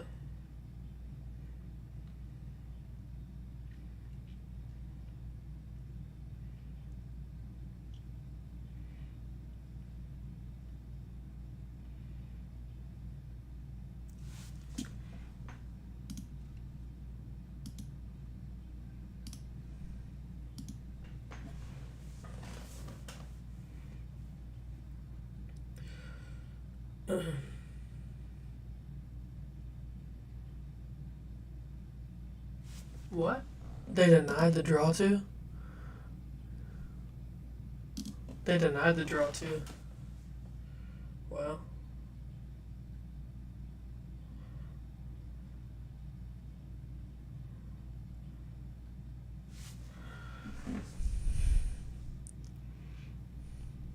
And honestly, I was expecting a boss, but you know, that's fine. Stretch her back.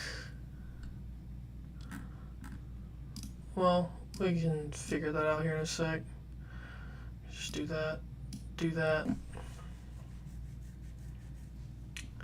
go ahead and Fez first. Okay, we got the energy, so that means I'm gonna stretch her back.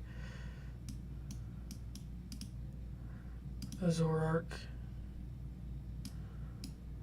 Evolve in a Zoroark. Attach here. Trade away a Zorua. Okay.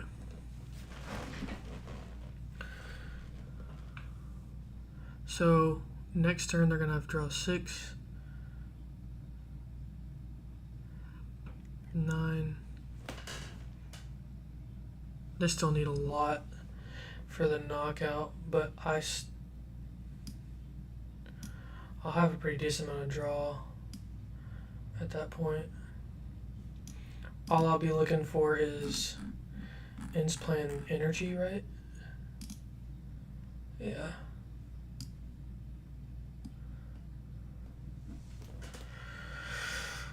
Oh.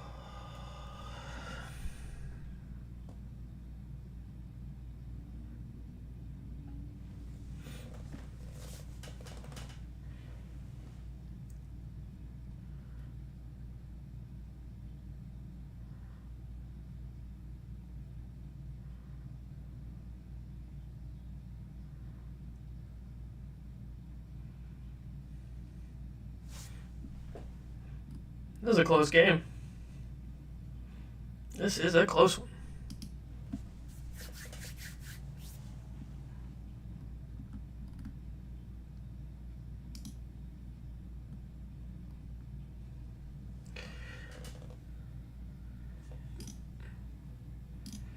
Trade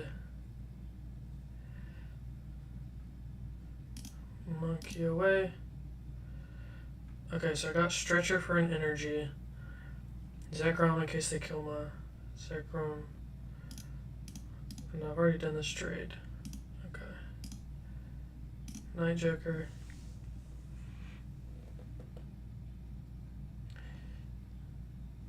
I can Shred, yeah. I think Shred's probably the best attack.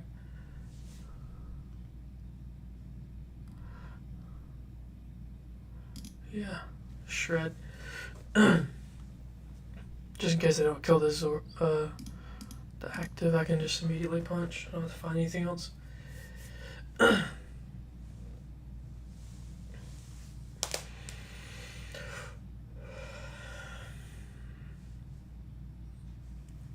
a lot of Mons back in the deck.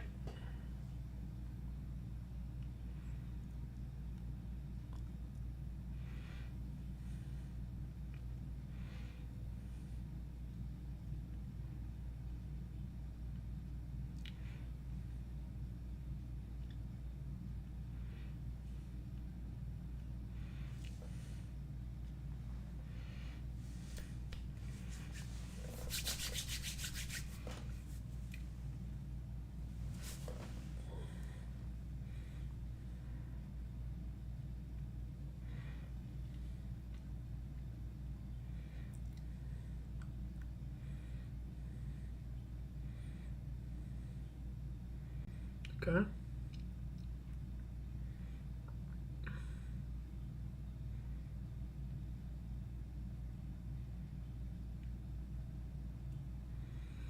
Have to get to 14 in hand to kill the Zoroark.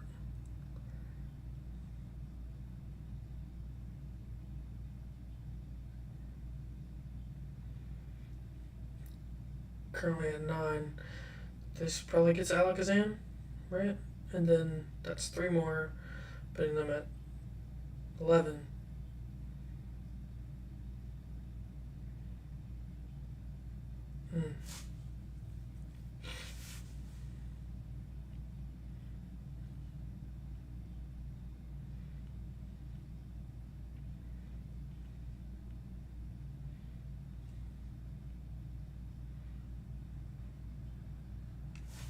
Oh.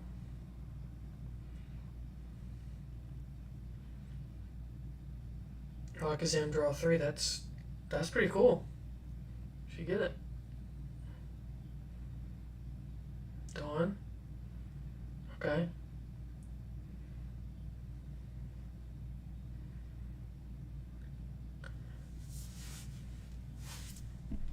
guess their other Alakazams. Yeah, they didn't put him back in with the Sacred Ash. What?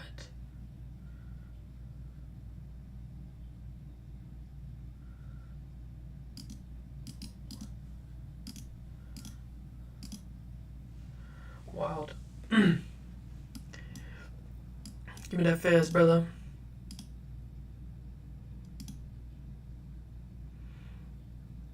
Bonk. Let's go!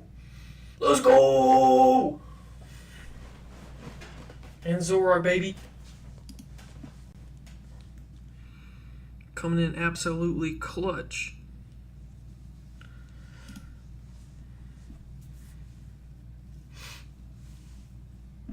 See, the people that I play with that plays Alakazam, they don't play Fez. They're like, we're not reaching that extra 3. We'd rather put something else in there.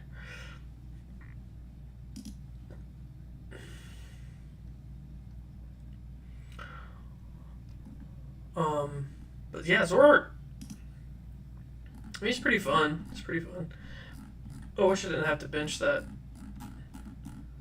Meowth to play because it kind of clogged up the bench. But putting the pressure with the Darumaka, making them have to put the Shaman on the bench is pretty cool. It did kind of clog up the bench a bit, but like it's kind of like managing your bench is it is the most important thing with this deck. Like you can't just put stuff on your bench whenever you feel like it, and knowing when to is important. Like I'm wondering, when does the Megalopunny come up? Like what matchups are you looking at for it? Maybe Piper has like a video on it or something. I don't know. But the Zerosix, bro, the Zerosix saved me that game. Zerosix saved me.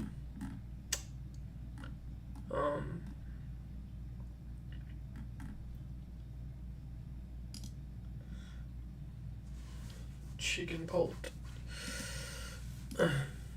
Let's see. I want to look at other decks real quick. See if there's anything that catches my eye.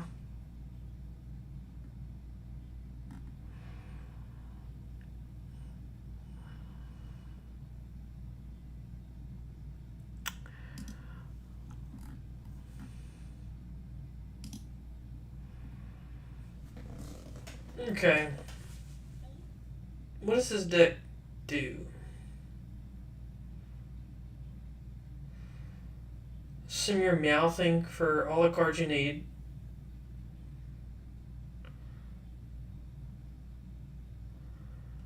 You're trying to start Kangaskhan. I'm pretty sure for the extra draw.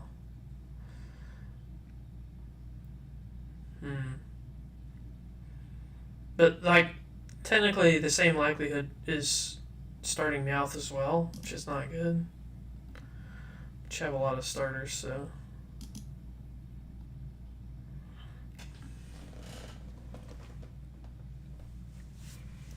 This Passimian's pretty cool as well. This attack does 20 damage for each of your basic Pokemon in play. So you have Area Zero, say you have full bench, you're doing 20 times 80, you're doing 160.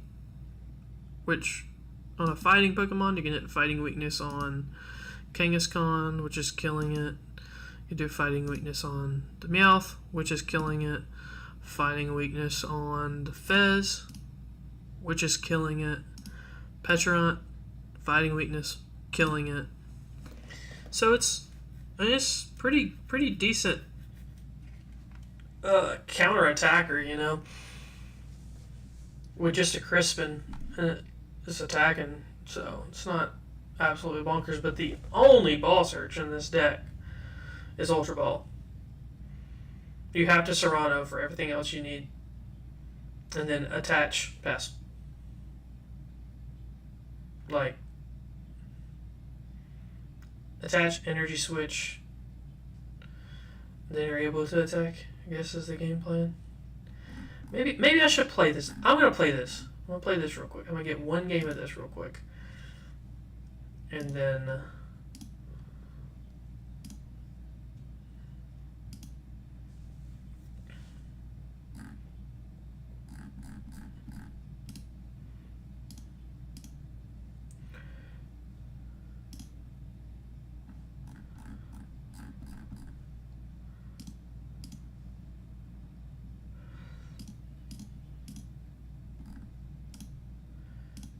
Okay.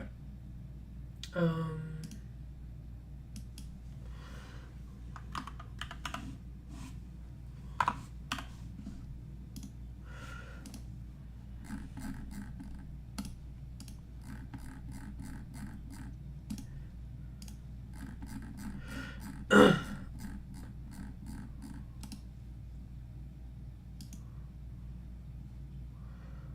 let's see how this bolt deck does. Set it as active. Let's go. Fire it up. This is probably gonna be my last game, but we're gonna see how this goes. I don't know.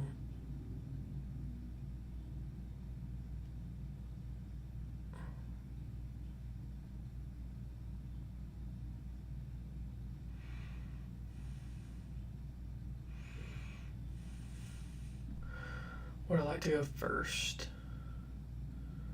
Probably not, right? But I don't want to get budded.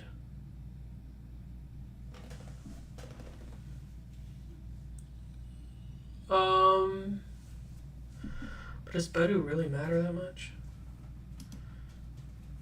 Serrano's too important, I think. But I only played 2 Serranos, so. Oh. This is exactly what I thought was going to happen.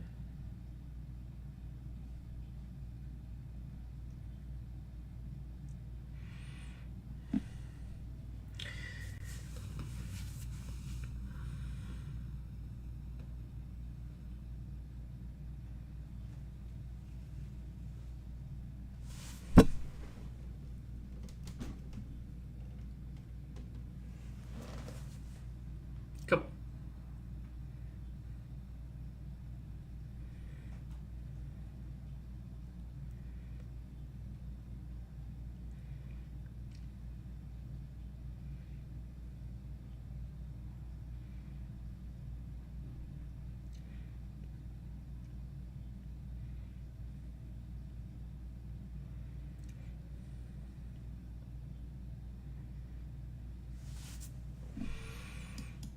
Ultra Ball away Energy Simeon, because I don't think it's great in this matchup, into Tilmask, I assume?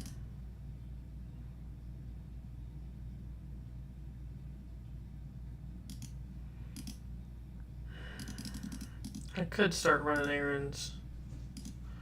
I think running errands is probably a little bit better right this second.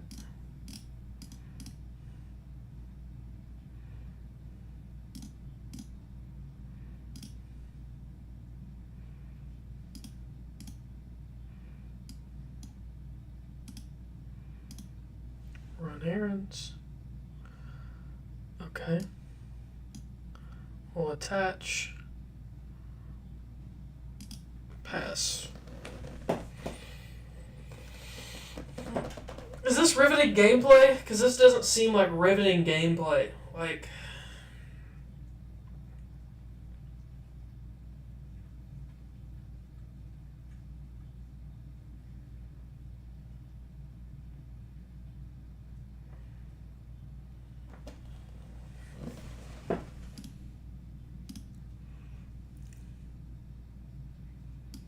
Hey, Tilmask.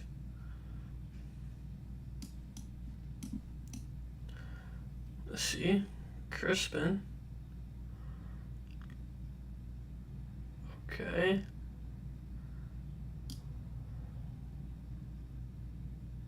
I think I'll go Raging Bolt, attach, Crispin.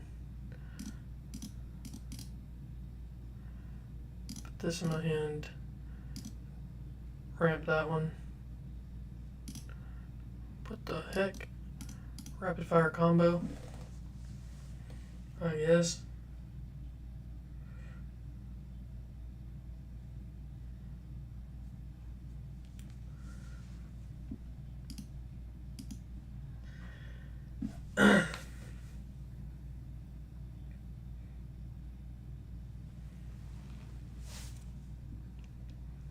Okay, so Noctowl. Okay, Noctowl doesn't do anything, dog.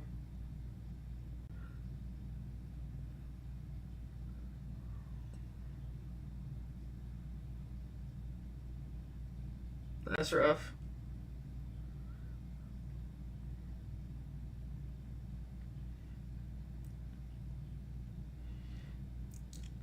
Still no Till Mask. Well, Till Mask no. Still no Till Mask.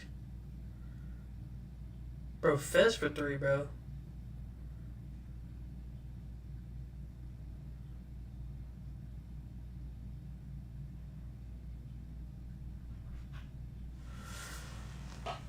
Still no Till Mask? Oh my god.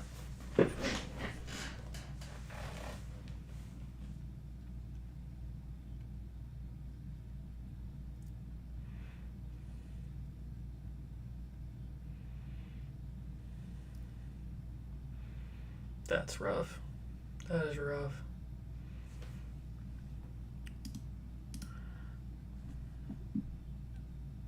I mean, see, once I get to this point, like, yeah, I mean,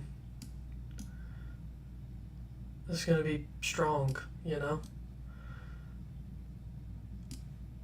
Serrano for Latias. Petch. No. Till Mask. Latias. Till Mask, Latias.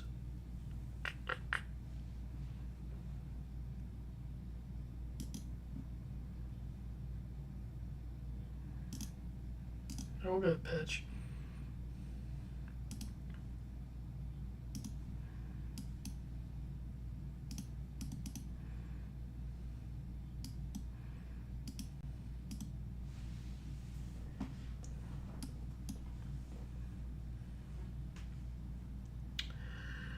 Okay.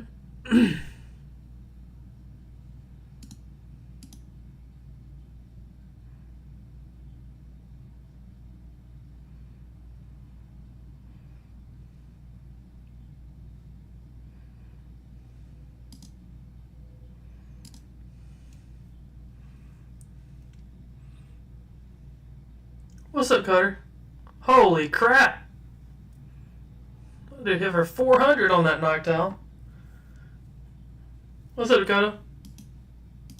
You doing good, buddy? There's Ultra Ball.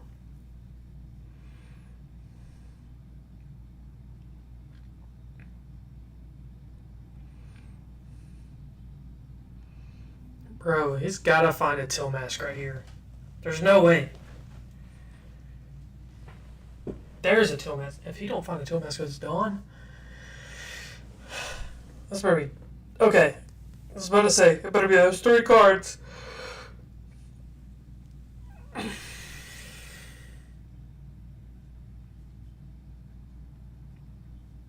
You had one the whole time.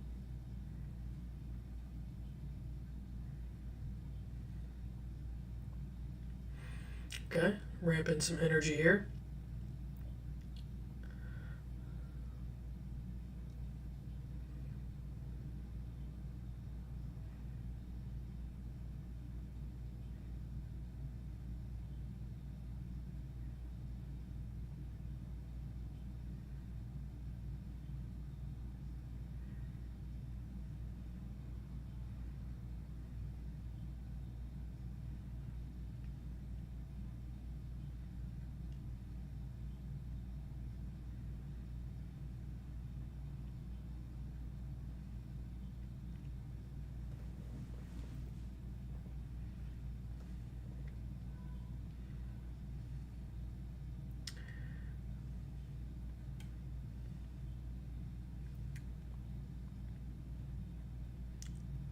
Good, homie. Good.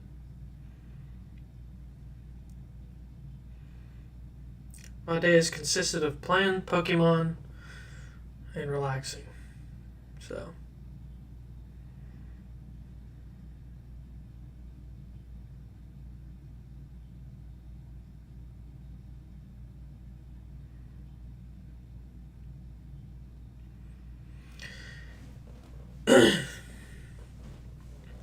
See, this is one of the decks that I was like, oh, this is kind of cool.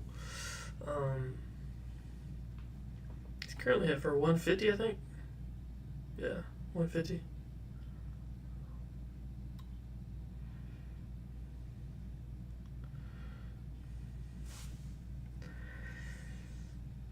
Just gotta get another energy switch, and it's doing 240, which is knockout.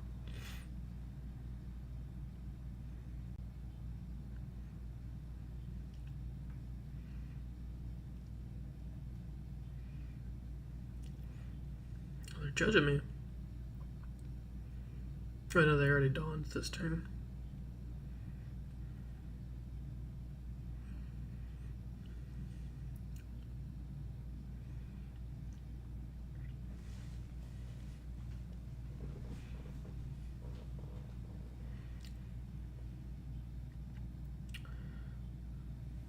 Where's 210? Is it 300? Yeah.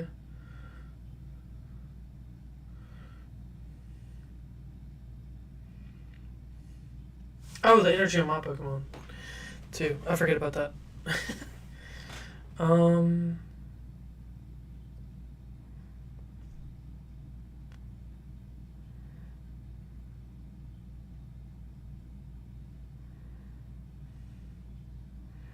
They can just willy-nilly find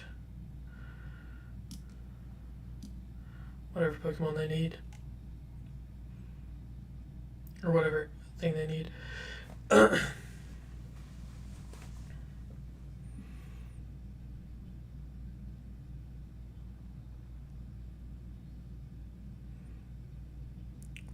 I could do it to that. That doesn't matter.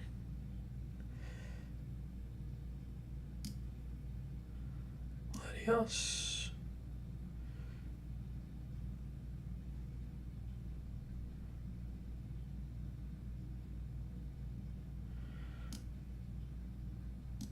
Health. I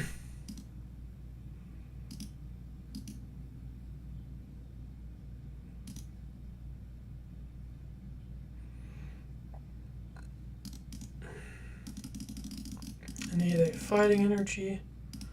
Okay, perfect.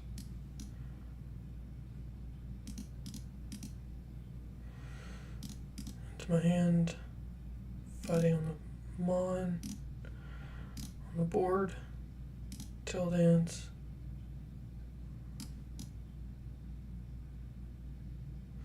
So they need, all they need is a Briar and they win. Pretty sure. But they have to get energy into play too, I guess.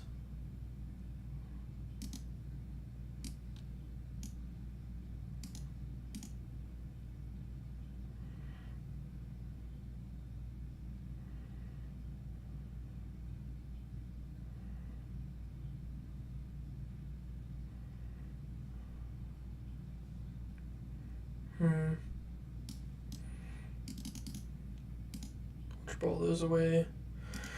Go grab Fez because he took a knockout last turn.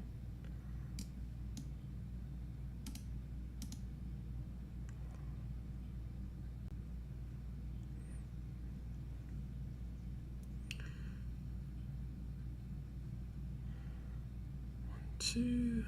Yeah, just get rid of those.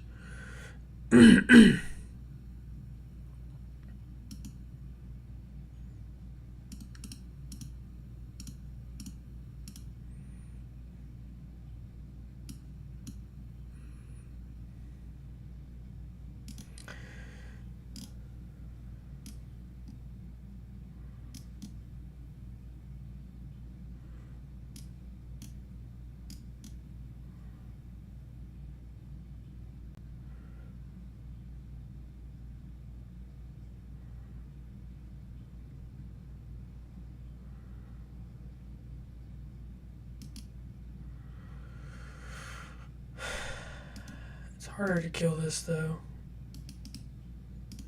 so I should probably just save that for follow-up KO. Bellowing Thunder, discard this one, and both of these.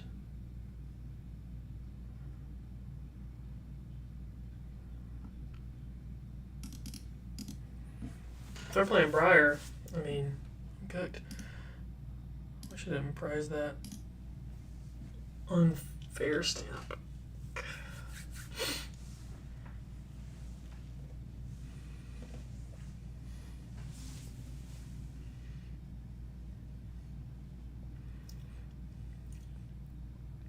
The moment they play a supporter, though, I think I win. Like, if it's not boss. Or if it's not Briar.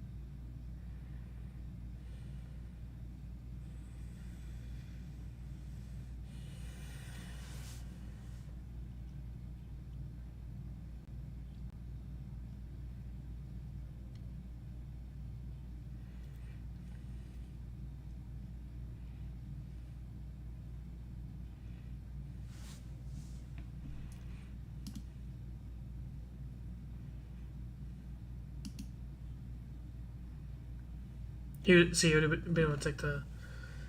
If he's got Briar here. Oh, Prime Catcher.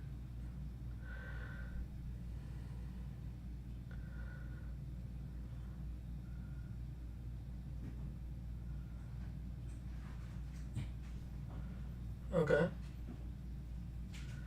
Interesting. Oh!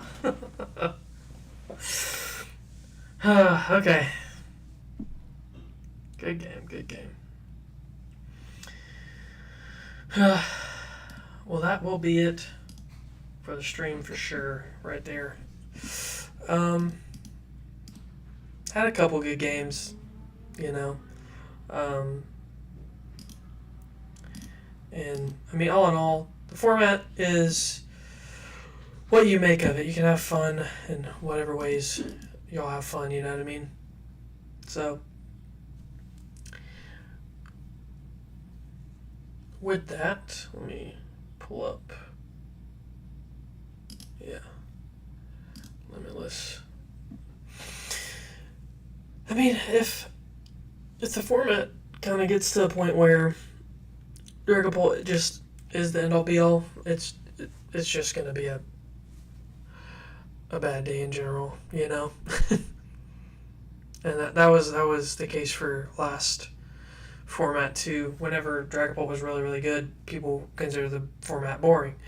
And I don't really know why. It's not like Dragon Ball is like, I guess, the unfun card, but the stuff that's around it, like Monkey Dory and everything, and having the draw engine attached to it, it's kind of like, feels like it's got everything it needs. I can see the how it could get annoying. But yeah, I mean, it proves it right here. Crustle being this high up, no good. But this is all based off of, pretty sure, 2 tournaments now. I don't know if the Korean tournament counts. I think this is off of just one tournament. Yeah, I think it's just this tournament, not the Korean League. Yeah. So, it is what it is. But on that note, I hope y'all have an amazing day, and I appreciate every single one of y'all coming out and watching. Y'all are amazing. I hope y'all have a wonderful night tonight and a wonderful tomorrow. Peace.